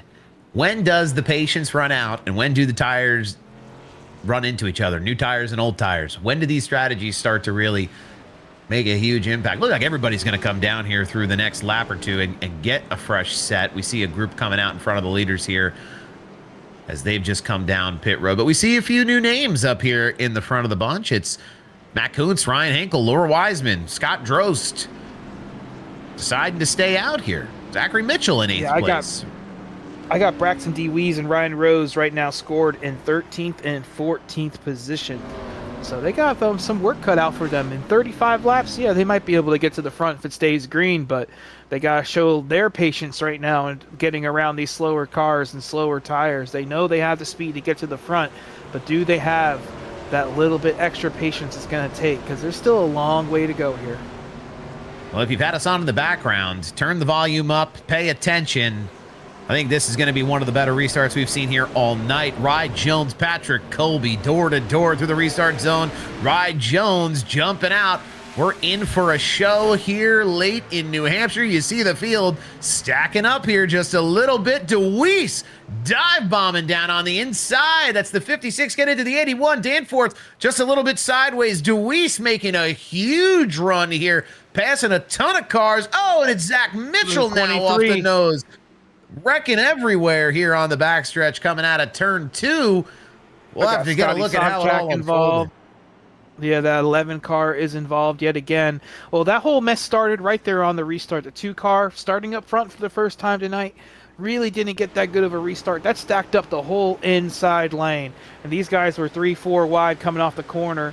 The 23, just, the 92 was right there on his outside. You have a car that's been up front on fresher tires. You got to know he's going to be moving up through the pack. And the 23 just cleared himself off the 92's nose, sent him around for a ride, and then we had contact in the back between the 11 and the 81. Evan Pienta involved again for good measure. It just seems like a couple of these guys that have been in wrecks all night long, the 23, the 55, the 11, they just cannot seem to get away from the mess. Yeah, I mean, it's just been a night where Evan Pienta has not been able to shake the shadow of the yellow flag. As you see the replay there, Sobzak and Brops getting into it. Everybody trying to check up to down avoid into it. the corner. Yeah, it started going down into the corner for the 81. He got kind of shuffled out there with the big move by Braxton to the inside. Really messed up his center. And then when you mess up the center of the corner, you're going to mess up the exit too. And sent him up into the outside wall off of turn 2. Got into the 11. And we had 2 wrecks in 1 right there. Yeah, it was a wild sequence of events. Even going back before that wreck, we saw the 8 of Braxton DeWeese. What a power move on the bottom of the track through turns 1 and 2. He was on the apron most of the time, absolutely wheeling on that thing, going from, 13th all the way up to 9th, which, a handful of spots, but made it all happen in the matter of 1 corner before the caution came back out, making up those spots in a hurry. He is hungry and ready to rip here at New Hampshire. Not surprised we saw a wreck like that happen at this stage of the game. We are getting into the latter stages of this race. It's time to go if you've got it right here, right now at the Magic Mile. But it's Rye Jones, Patrick Colby, Johnny Rapp, the top 3 here up at the front. Matt Kuntz, Laura Wiseman. We talked about Laura Wiseman early in this race, Sean, and you said something early, and you made that comment about how she comes back week after week, and look at her back right up here in the top 5. Most definitely, the 84 showing great resilience. She had to have 3-4 minutes worth of damage earlier in this race, but with all these cautions, she's able to come down, get her damage repaired, get back on the lead lap, and here she is running in the top 5 with 35 laps to go. Can't go wrong with Laura Wiseman and that tenacity that she is showing week after week. And we saw it right there. We were talking about the mixture in the tire strategy and the mixture in the speeds right there. And that's that conflict zone. You have those first guys on fresh tires right behind the back of the field on older tires, and that's always going to cause a problem. And we saw it right there. You know, when that 8th, 9th, 10th positions all getting out of shape, maybe not understanding how those guys on the new tires are going to be moving through there really, really quick. And you're going to see 3-4 wide moves. You're going to see a lack of patience right there. You know, those laps are counting down, even under yellow. We're about 4 or 5 more yellows away from getting to the end of this deal. So if we get those really quick back-to-back, it's not much time for Braxton, for Josh Ward, for Ryan Rose to make those moves that they need to make to get back up towards the front. But here we are. We're going to be setting ourselves up for another one. Maybe we can keep this one maybe a little more clean through the first couple corners at least. Yeah, you start to see these cars shuffle their way toward the front. I'm looking right now at Ryan Rose and Josh Ward lining up next to each other as we're getting ready for this restart. That'll be a fun battle to keep an eye on. Braxton DeWeese, I feel like we're going to be calling a Ward, Rose, and DeWeese 3 wide here through turn 1 at some point, but we'll see if that comes into play, as these are been 3 of the fastest drivers here all night. All these drivers up at the front have been fast, but we'll see who has the most patience and who can make it stick going through turns 1 and 2 as we get going on this restart. Jones wrap on the bottom line, get a better jump here ahead of Colby and Kuntz. They're going to try to keep it pretty even as they sail it off into turn 1. We'll see how the rest of the field reacts. A little bit of 3 wide action here between Hinkle, Rose, and Ward. Hinkle going to keep it up to the top here very respectfully. A lot of courtesy there. Wiseman going to duck down out of the way for Ward and Rose. 3 wide for just a minute there on the backstretch. DeWeese now in the middle. Oh, we've got a yellow, a couple cars, a big pile up as the rear of the field here. Whoa. Absolutely wrecking into each other. Steve Vest coming in there for good measure. My goodness, 1, 2, 3, 4, 5, 6, 7, 8 cars involved through the back of the pack. Couldn't hang on there. We'll get a replay. All I saw was a cloud of smoke. A lot of apologies with over this the head. 2 car here. Some contact behind him between the 12 and the 88, going for the same piece of real estate. And the 12 actually got a little bit of help from the 33. It's going to send him into the 88, into the 2, and they all just pile it up in there into that one big mess. And we got some greatest hits in there as well, Sal. We got the 11 in there, the 33's in there, the 44, Patrick O'Toole. We got some of these guys that they've been involved in some of this stuff all night, and they're going to end it out with a big one. If you can believe it, 44 of O'Toole there didn't really make contact with anybody. You're trying to check up, but plenty of contact happening around him here. A couple of these drivers just know where to go. You see Steve Vest come plowing in there at the end on the top line. It's tough, a helpless feeling when you see those cars wrecking in front of you. The car turns left, and you turn the wheel left, the car don't turn left. So an unfortunate end here, I'm sure, for a handful of drivers. That's a lot of damage and not a lot of time left in this one here, as we've got 27 laps left to run here at New Hampshire. Sure is going to shake things up, as we've just had a restart party here tonight in this race in the Slingshot Racing League. And that's just another one of those situations where you just have contact in the braking zone. The 33 getting into the back, I believe it was the 12 car there, and just sent that 12 car sliding through the middle of that pack and took out some really innocent bystanders right there in front of them and behind them. So definitely a little bit of a messy race tonight, but it's been fun to watch. That is for sure. Yeah, it's given us a lot of really interesting moments, and like you said, there's always a little bit of animosity between drivers, whether it's out there in the open or not. Everybody kind of has an opinion of their fellow competitor. Lots of opinions to be formed here tonight, depending on the perspective. And I'm sure that'll lead us into some drama as the year goes on. Everybody pretty tempered in this league, I will say. Everyone here races really, really clean. There's not a lot of times in my, experience in this league seeing these drivers do anything like intentionally detrimental to one another. But it sure does add to the, how much are you going to give a driver next time they come by if they've been messing with you all race long? So we'll see if the withdrawals and deposit system is in place here for some of these folks as the weeks go on. But it's Rye Jones, Johnny Rapp now up on the outside in the front row, Matt Kuntz, as well as Patrick Colby, who's been in the mix. I'll say we described this place last week as a really fast, high-speed short track, and it's really living up to that moniker tonight. Sure is. This is short track racing, Northeast short track racing at its finest. It always includes a couple of yellows along the way. Rye Jones with a great jump there on the bottom. Johnny Rapp going to go door to door with Colby there. Got a great turn down. Going to try to stick it in there on the high side. Josh Ward able to slide up in front of Kuntz. Ryan Rose trying to establish himself. Oh, a big wiggle from Ward. Oh, no, and he's around off the nose of Kuntz. Ryan Rose involved. Oh, everybody's stacking up and piling into this one. Another big wreck starting at the front. Josh Ward just gets a little bit tight coming off of turn 2, not able to hang on to it. Matt Kuntz nowhere to go, sends him sideways, and the rest is history. We'll get a replay here in just a moment, but a big shakeup at the front of this field as we click the laps away. My goodness. What a difference. Two of our perennial leaders tonight as well. Two of the fastest cars that were up front for most of this race, the 92 and the 78. 92 just gets a little bit loose into the wall, into the 13 behind him, and just takes out the 78 with them, and they all just are sliding, trying to keep themselves out of the wall. Got the 78, the 13, and look at Ellis Thomas just sneak up through there on the inside, keeping his nose clean yet again. Braxton DeWeese also involved in that. He's going to lose some positions in that whole deal. Not sure about his damage. But, man, some of our front runners tonight, we talked about that patience. We talked about themselves trying to get back up to the front on those fresher tires.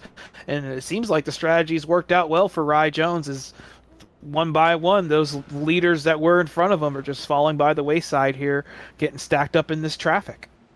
And we've talked about how there's a lot of time left all night long. There's still time. There's still time. Well, time is running out right now. There are only 23 laps to go. If you are not at the front now, it is going to be a little bit of a tough ask to cut through some of these drivers here tonight. We've seen just how fierce it's been coming off turn 2 all night long. We'll see if Rye Jones has what it takes. Johnny Rapp, Patrick Colby, Braxton DeWeese, and now Ellis Thomas in the top 5. How long can they fight off hard chargers who've been rotating through the lead here tonight? It's going to be a tough one for, man, I mean, what a difference. What a shakeup. Braxton DeWeese, Patrick Colby, really the two most habitual names we've talked about and had in our mouths here all night long toward the front of the field. It's a relatively new crop up here in the top 5, top 10. We'll see if we get a brand new fresh-faced winner from that pit strategy here tonight, or if one of our habitual leaders ends up squeaking ahead here. But right now, it's Rye Jones in the lead. Jones, Rapp, Colby, DeWeese, Thomas, Bropes, Henkel, Barry, Ayers, Peter Stewart running in 9th place. Peter Stewart, again, another driver who had a little trouble early on, but it's all about that attrition, fighting back, staying clean, and just making your inroads as this race goes on.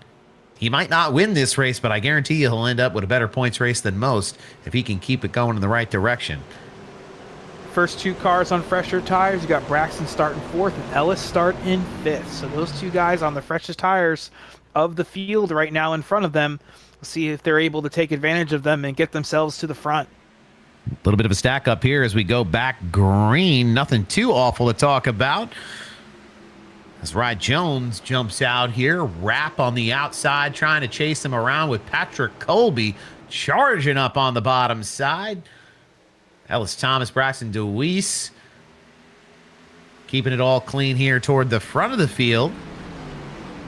See Rye Jones who's able to ride. Sideways Ellis on the bottom underneath the 8 car. He's going to hold on to it. A huge save from Ellis Thomas. It's going to cost him some spots and maybe some more contact with the 21. Caution is back out.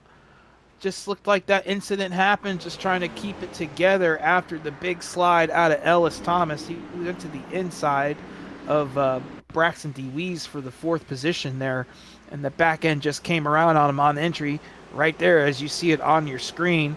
And as he kind of collects it and gets it back going, him and the 21 make some contact here coming off the corner. Maybe the 21 just not tracking out to the wall or further up like he planned to. Just a little bit of a miscommunication there coming off of turn 4, and it's going to end the 21's day for the moment. Some big damage there on the back of Ryan Hinkle's car. It's a tough situation for Ellis Thomas. Unfortunate that he went for that little bit of a slip and slide, but he had the 56 car, Jacob Phillips, coming up behind him in a hurry, trying not to hold him up, maybe pushing that corner hard enough. That 21 car, I don't think he knew he was there at the time, just maybe looking to see the light of day and get those spots back. But it's an unfortunate deal here for the 21. You heard the drivers communicating over the radio. It didn't sound like there were any hard feelings. It's just one of those situations that happens here on a late race restart. New tires are cold tires, and they can act a lot like hot tires when they're worn out coming through some of these corners. It's not easy to keep them underneath of you, especially when you know it's go time. You're willing to push that ride just a little bit harder. Unfortunately, you push it hard enough, you have it step out on you. But it's been a great run tonight for that 38 car up until this moment. I mean, not too late, still in the game, didn't take a ton of damage. You know, the 21 come rolling off the nose of them. So hopefully not too much damage, but 21 took the worst of that one.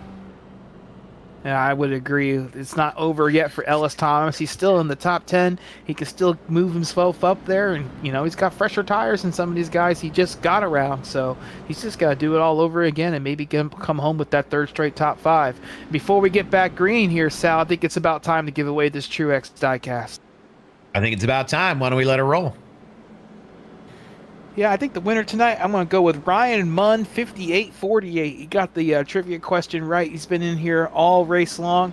Ryan Munn, man, I'm going to send you home with this Martin Truex diecast tonight. You've been one of the best commenters we've had in the chat box tonight, so congratulations to you. And you'll get a message here where the email, and you can work it out from there on out. Yeah, it's a good one to take home and add to the shelf. We love a good lightning bolt electricity scheme in the collection. Congratulations. We give those diecasts away each and every week, so if you're still hanging around in the chat, be sure you're back with us here again on Wednesday nights for the Slingshot Racing League. The O'Reilly's Auto Parts Series cars running. It's going to be a mouthful to get that one down every week here as we come into a new primary sponsor deal for this series in 2026. Oh my goodness. It's going to be a mouthful.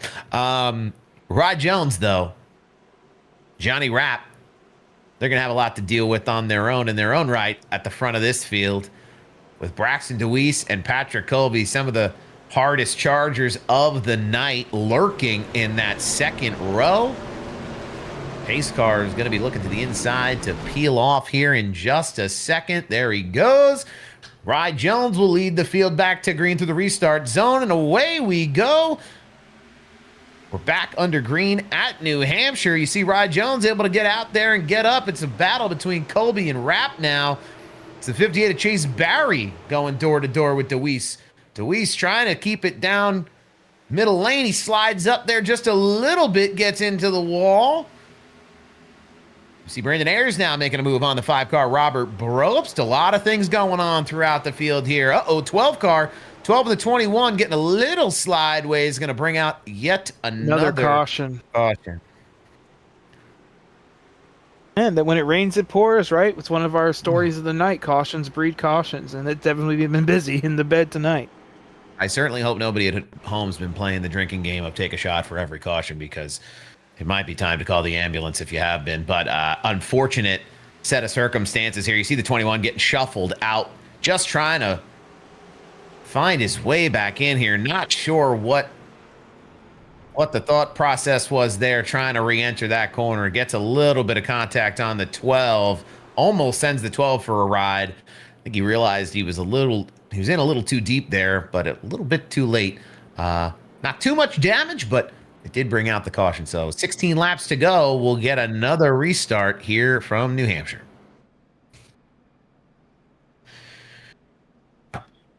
A lot of big moves, though, that last restart. I don't know. I didn't think definitely Chase a lot Barry of big moves, yeah.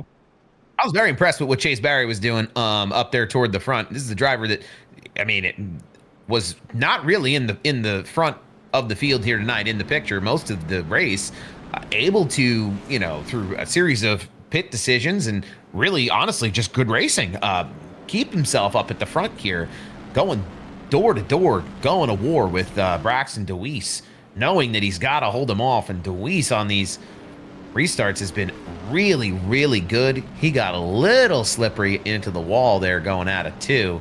So we'll see just how hard these drivers want to push their cars and push each other as we click away going to the end here. I mean, it's been an interesting night. I don't think we've had a ton of consecutive green flag laps here. It's been some spurts of green flag action. So we appreciate everybody for sticking around and staying with us here. It has been exciting racing, though, if you can believe it, despite the pacing that we've done. When we have been green, it has been a blast on these tire strategy decisions that these teams have made. These drivers have been able to hang on all night long. And we've got, how many laps? 14 laps to go. 14 to go from New Hampshire. Looks like the field will get formed up here again. Some fresh faces. Brandon Ayers up here. The 5-car Robert Brobst, who we saw move in the wrong direction through a pit cycle about halfway through this race. Guess that long pit strategy's worked out as he came down a little while back there, got some new tires. He's running up here in the 6th spot. Doesn't hurt to mention, too, that a lot of these cautions, recent cautions, have resulted in some pretty big impacts for some of these drivers, cleaning out quite a few. A bit so of an the issue field there is, on my end. oh, all good. Some of these drivers not able to continue, so position by attrition for a handful of drivers here as they get re-racked and ready to go. Pace car is off. Rye Jones, Patrick Colby on the front row, and away we go. Rye Jones jumping out. Johnny Rapp following, filling that hole. We're going to have a big battle here to finish this race out. See Johnny Rapp able to get the job done on the bottom side. Braxton DeWeese going with him. Patrick Colby probably not too pleased seeing all these cars, these 2 cars, looking at him as he's on that high side out his driver's window. He's going to fight back now here on the outside. You see a couple of cars 3 wide back here. That's Chris Smith, Peter Stewart. They're making a little bit of contact. Another 3 wide. Ellis Thomas, Brobst, and Ward back there as well. See Chris Smith kind of moving the wrong direction after that 3 wide incident. Not too much of an incident, I should say. Yeah. I'll say I'll keep my eyes on these guys because they were all up front about 10 laps ago. Now they're on their way back up to it. See big sideways there. I believe that's the 56. You're right. Jacob Phillips holding on to it. Great job out of 3 wide again. 4 wide almost. Here they go. They're going to try it. Going into turn 4. Broke stuck his nose in. Pulled out. And so did Ellis Thomas. They're going to have to work together here. A little bit of patience. My goodness. That was something to see. Going through turn 4, cooler heads prevail. That could have been a wild caution. Could have been a big wreck here in the late going at New Hampshire. My goodness. Oh, we got a car down on the inside wall. That's the 48, not 48 of William Cameron. We're still going green. I didn't think here, Ellis though. had it in him. That was a hell of a move right there from Ellis. He about moved that 11 in a whole lane up the track there. Then he threw a block going down to the next corner on Pienta. Right now, Ellis on the move, trying to get what he can out of that fast car he had earlier. When you talk about putting them up on the dash, that is what that looks like, ladies and gentlemen. Ellis Thomas putting in the work here. Knows he's got a fast piece and wants to get it to the front of the field. As we watch this group continue on, it's Thomas, Pienta, Probst. These guys are battling, making contact there. The 11 and the 56 going into turns 1 and 2. Every inch matters here. You see Ellis Thomas. He sees the door left cracked open on the bottom. Oh, the 11 sideways. They're wrecking down. Coming off of turn 2 again. These two. Another caution. These two battling hard and finishing that battle in each other's door.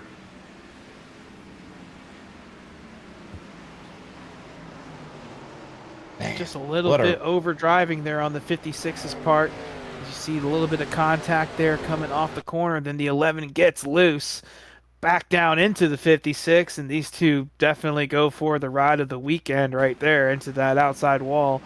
Well, we've seen it since the start of this race, Sal. Turn 2, rearing its ugly head, especially for a couple of these guys, I believe. It's been rough for that 11. It's been rough for the 55. It's been rough for a whole bunch of these guys, especially just in that one corner, turn 2. That's been the problem child here all night tonight. Turn 2, just unkind as we get that ride along from Ellis Thomas, who, my goodness, looked like he could have stuck a playing card between his right rear and that accident as it was happening behind him, just off his right rear quarter panel, as he was making the hard charge back up through the field. It's going to reshake things out in the middle backs portion as we saw those battles unfolding. Rye Jones, Johnny Rapp, Patrick Colby, Braxton Deweese, Chase Barry, Robert Brobst. It's Brandon Ayers, Peter Stewart, Chris Smith, and Josh Ward in the top 10. Ellis Thomas, Laura Wiseman, Ryan Hinkle, Randy Gross, and Brian Brobst. I'm sorry, Nick Cesare in the 00 round out the top 15 as Brobst, I'm sure, heading down, trying to get some service perhaps on pit road and that after that incident. But you never know. It's position by attrition here at New Hampshire, and just sticking with it long enough can get you in a place. I still am looking at, drivers like Peter Stewart here tonight who got in trouble early and have just been so good and so consistent to stay out of trouble the latter part of this race. It's really going to work out if they can continue to keep that up. It's a big if, the way we've seen some of these events unfold. You got to put a lot of trust in the drivers around you as we come in with 7 to go right now. Now, for those who want to just take this to the finish clean and clear, that's fine. But this front half of the pack here, these top 5 drivers have all been taking big swings all night long. With 7 laps left, your biggest swing is going to come right now. Rye Jones, Johnny Rapp. Yeah, I heard that. Somebody just popped a motor here. Maybe that'll put them out of their misery just a little early. Have to imagine whoever's blowing a motor here is already probably close to the end of their night anyway. It's been a rough ride for some of these drivers through I lost count of the cautions, through a large number of yellow flags, a lot of laps under pacing. Rye Jones and Johnny Rapp, though, going to take us back to green here as the pace car peels off down pit road. And then 91 on the bottom lane gets the good restart yet again. Patrick Colby and Chase Barry making it work on the bottom line. DeWeese going to try to hang on there. We've got a almost 3-wide deal there with Josh Ward and Ellis Thomas. They were looking to get in there on Peter Stewart. Him and Chris Smith holding that line pretty strong. Brandon Ayers, the 5-car Robert Brobst. This is a 6-car pack here that needs to make it work. Uh-oh, something going on a little forward here as we've got DeWeese up out of the groove and the 58 of Chase Barry on the apron really running around here. They're able to keep speed going. It gives Patrick Colby an opportunity to jump up there into 3rd place, but really no harm, no foul, because it could have been quite a bit worse. Look at Ellis Thomas sticking his nose in, making it almost 3 wide. It is 3 wide here as he shuffles Peter Stewart up out of the groove. The elbows are out and the gloves are off in that 38 car right now. He is going to war with the 92 Josh Ward. He's going to look to make his way around the outside on Chris Smith now, as well as they look to contend with the 16. We've got action going on all over here. It's almost 3 wide yet again. Thomas and Ward working, trying to get around that 28. Ward up into the wall. My goodness gracious, the 58 car now. Whoo, we got action all over. Got to have another set of eyes on you here tonight. Do these guys make it around that last lap and a half to get the white flag, or are we going to see contact bring us to another caution? Got a couple cars in the wall down the backstretch. They're going to keep it straight for the moment. As Ellis Thomas makes that pass on the 16, he's going to bring the 92 with Josh Ward to him. And right now up front, Rye Jones trying to keep it nice and clean, nice and smooth, as he's got Johnny Rapp closing in on his back bumper. 2 laps to go here from New Hampshire. Yeah, if you're Rye Jones, you are loving what you're seeing behind you in the rear view. A lot of calamity happening. You don't want to see the yellow, but you want to see these guys battle, because the longer they battle, the longer he can stretch his lead. But he's got Johnny Rapp not so far behind, just about a third of a second off of him, just trying to just push his way up through. Not sure if he's going to have the opportunity here. So we've got a car down here on the apron. White flag waving. You're not going to bring out a caution. Final lap here from New Hampshire. Rye Jones had a rough race last week, was up front battling in contention for a win, had some mechanical problems on his end, bring it early end to his race, coming out here to New Hampshire on the redemption arc, and he just looks like he might come home a winner. Yeah, Rye Jones just going to hold it steady here through turns 3 and 4. It's redemption time for Rye Jones as he takes the checkered flag, winning it here at the Magic Mile in that 91 car. Rye Jones, big win, first of this season here in the Slingshot Racing League.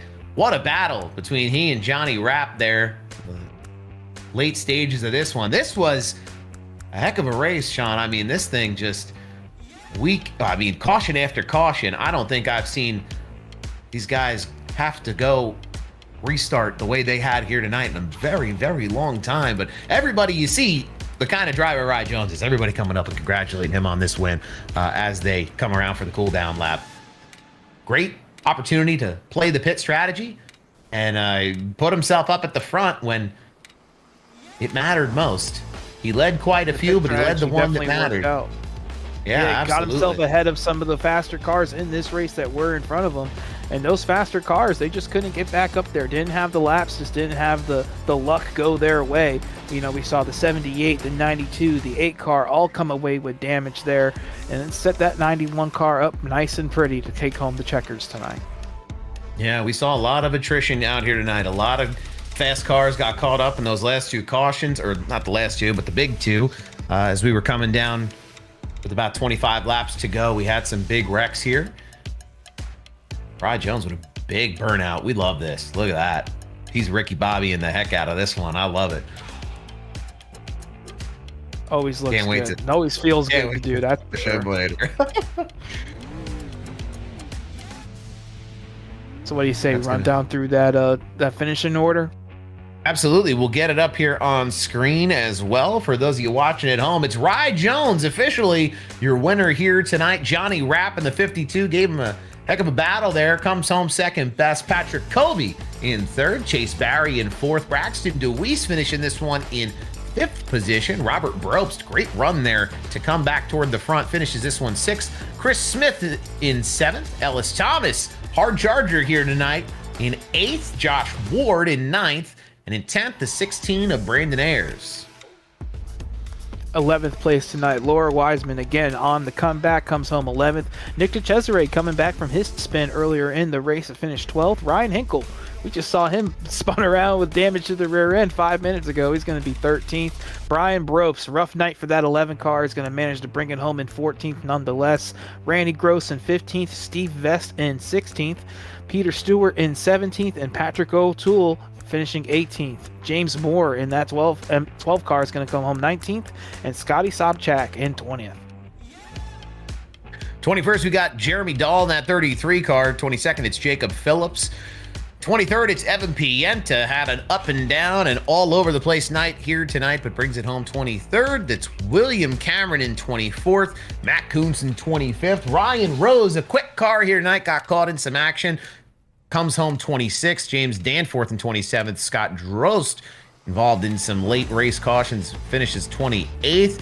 Zachary Mitchell in 29th. And Tom Lickert in 30th. And rounding out the field in 31st, I apologize, Nathan Gentry in that one machine.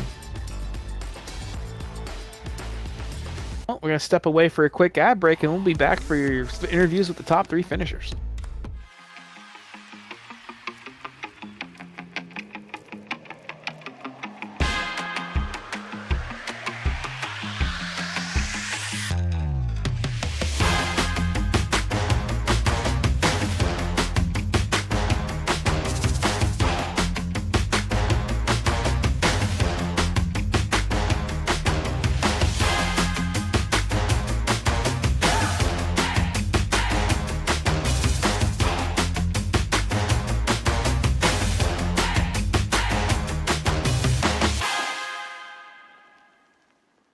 Hey partner, I'm Barry, your pocket crew chief, the very first AI-powered mechanic for sim racing.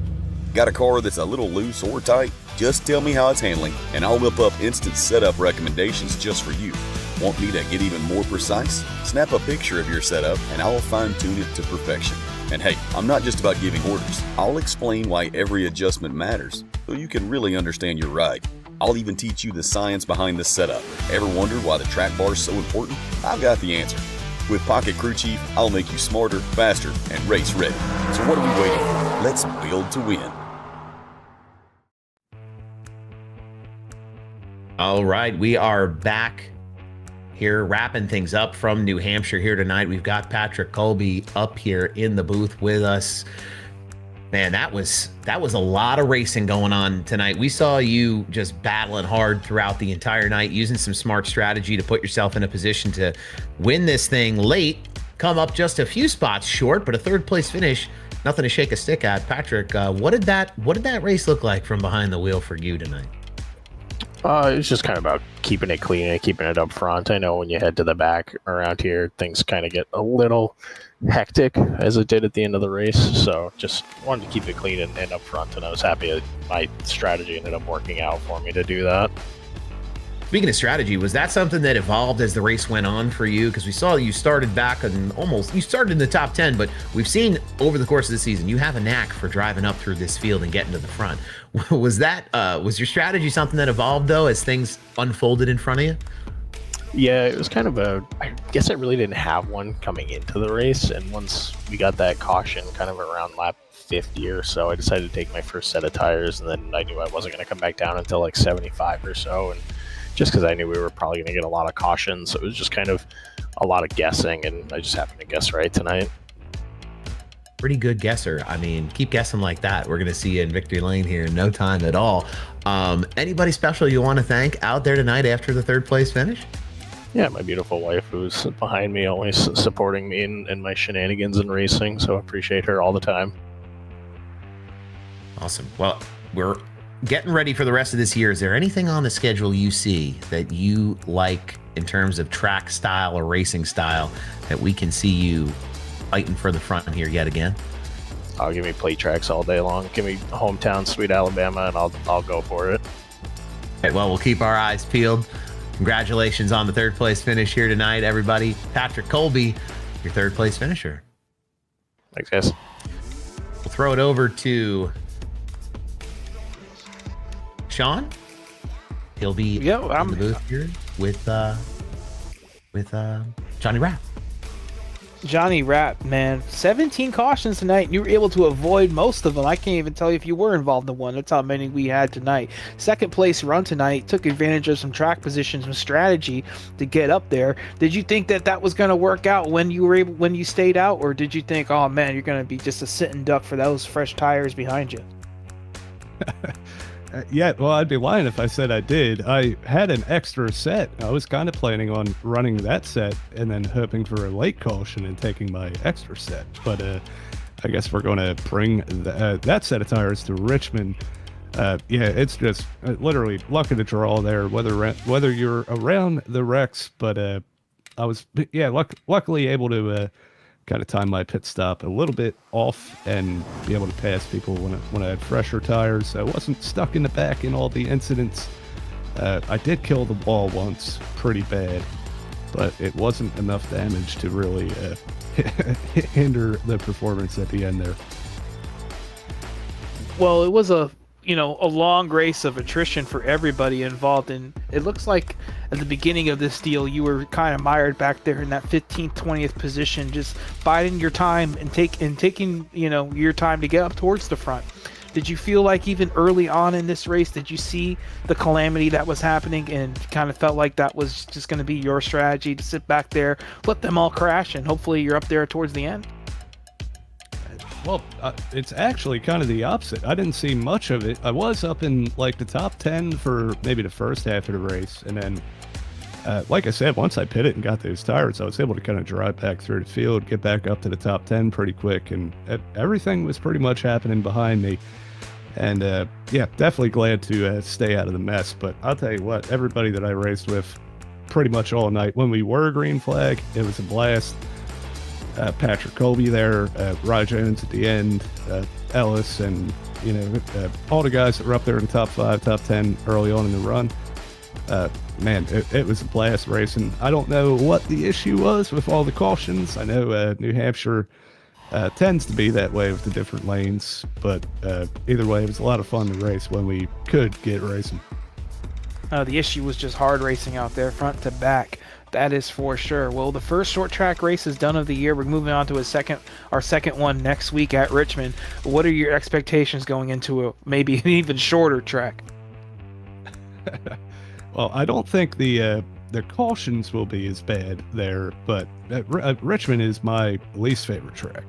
Always has been, and yeah, I'm just going to try to manage my way through it. And once it's over, I can look back in the rearview mirror at it and maybe give one of the fingers up to it. But once we're done with that, the rest of the schedule I'm all about, man. I'll tell you, Auto Club, and we got a couple other short tracks and stuff, and ending the season off at Chicago is going to be a blast.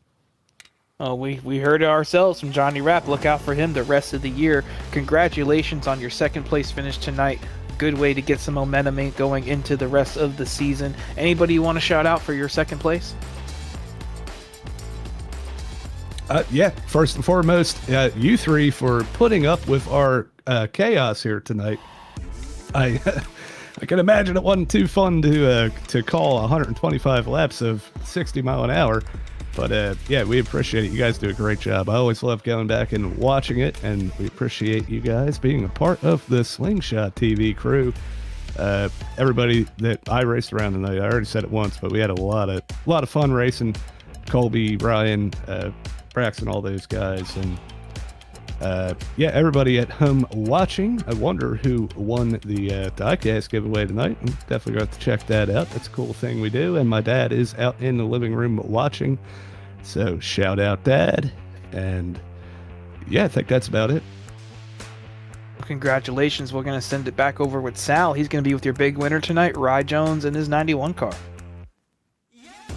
Right. Thank you, Sean. We'll bring the leader in here, Rye Jones. That 91 car looked fast all night long. You had a great second half of this race. Used that pit strategy perfectly to get yourself up there and out of harm's way for a lot of yellows that we saw in the late goings here. How'd you get it done here tonight at New Hampshire? Oh, just a little bit of luck, a little bit of strategy, and yeah, just doing what I can to get to the front because of just all the chaos. With just like being in the middle of the pack, it just seemed like, everybody was doing what they could to get there, and it was just the avoidance of everything, really. The cautions don't speak for this league. I mean, we got a good league here and a great group of guys, and I think we're just all kind of showing our aggression for how good we can be. And New Hampshire's a tough track. It's flat, it's slick. Even with no matter how good of a setup you can make this car, it's not easy. This is a very difficult track. I'm not gonna lie, this is one of my least favorite tracks because I like higher banks. I like running high lines, a mile and a half and stuff like that. So this is not in my wheelhouse. I have gotten better over the past maybe 2 years on shorter tracks, just because it's a skill I've wanted to get better at.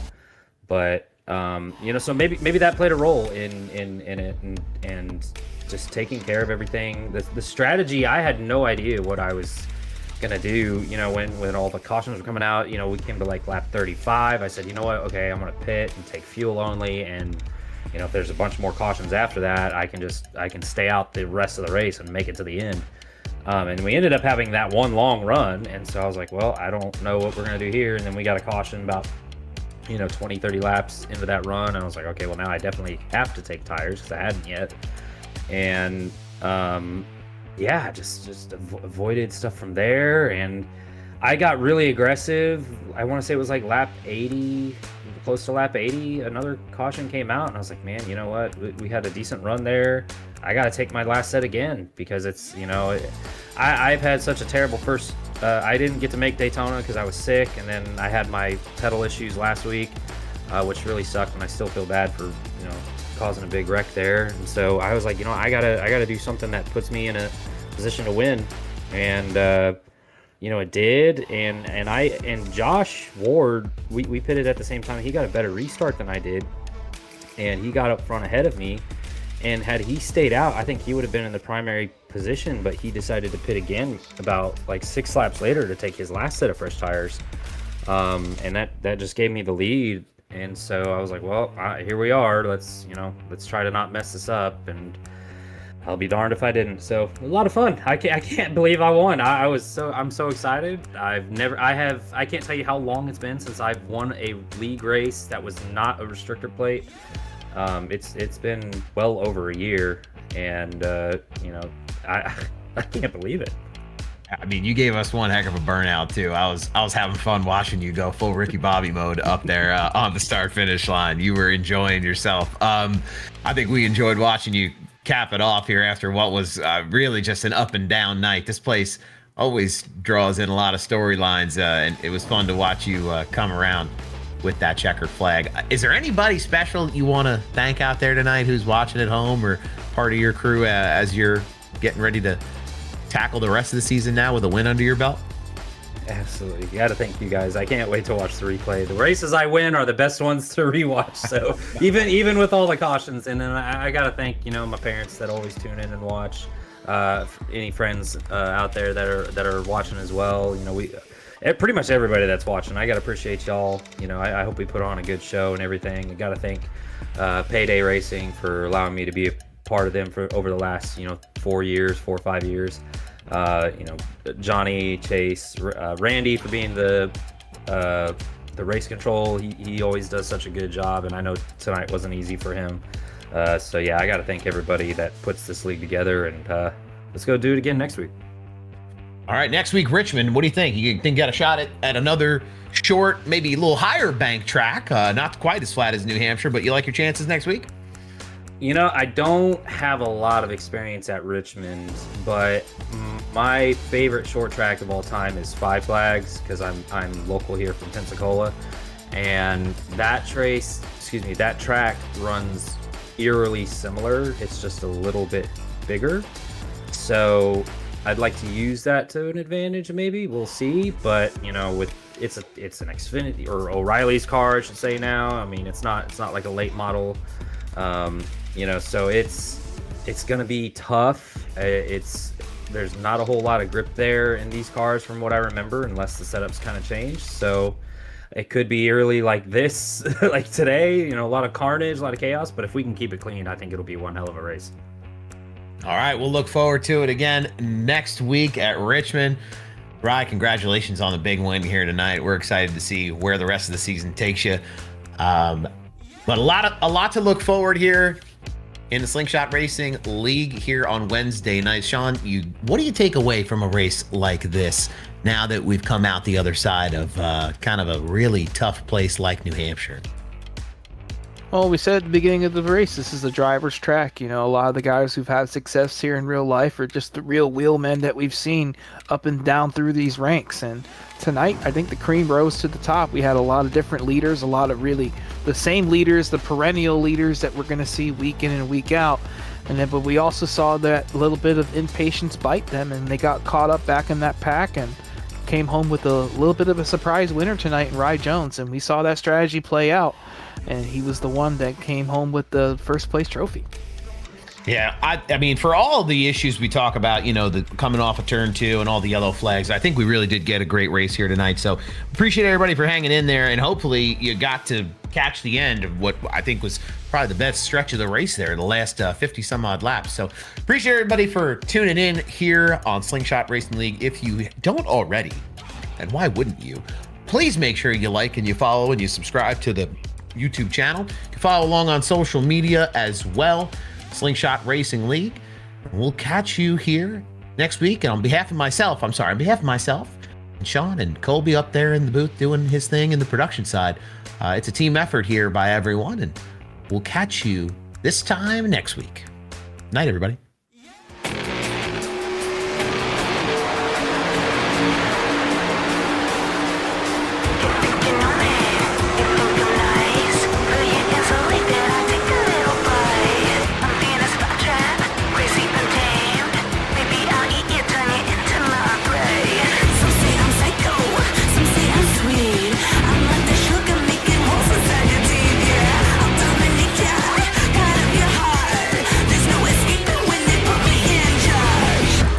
do, but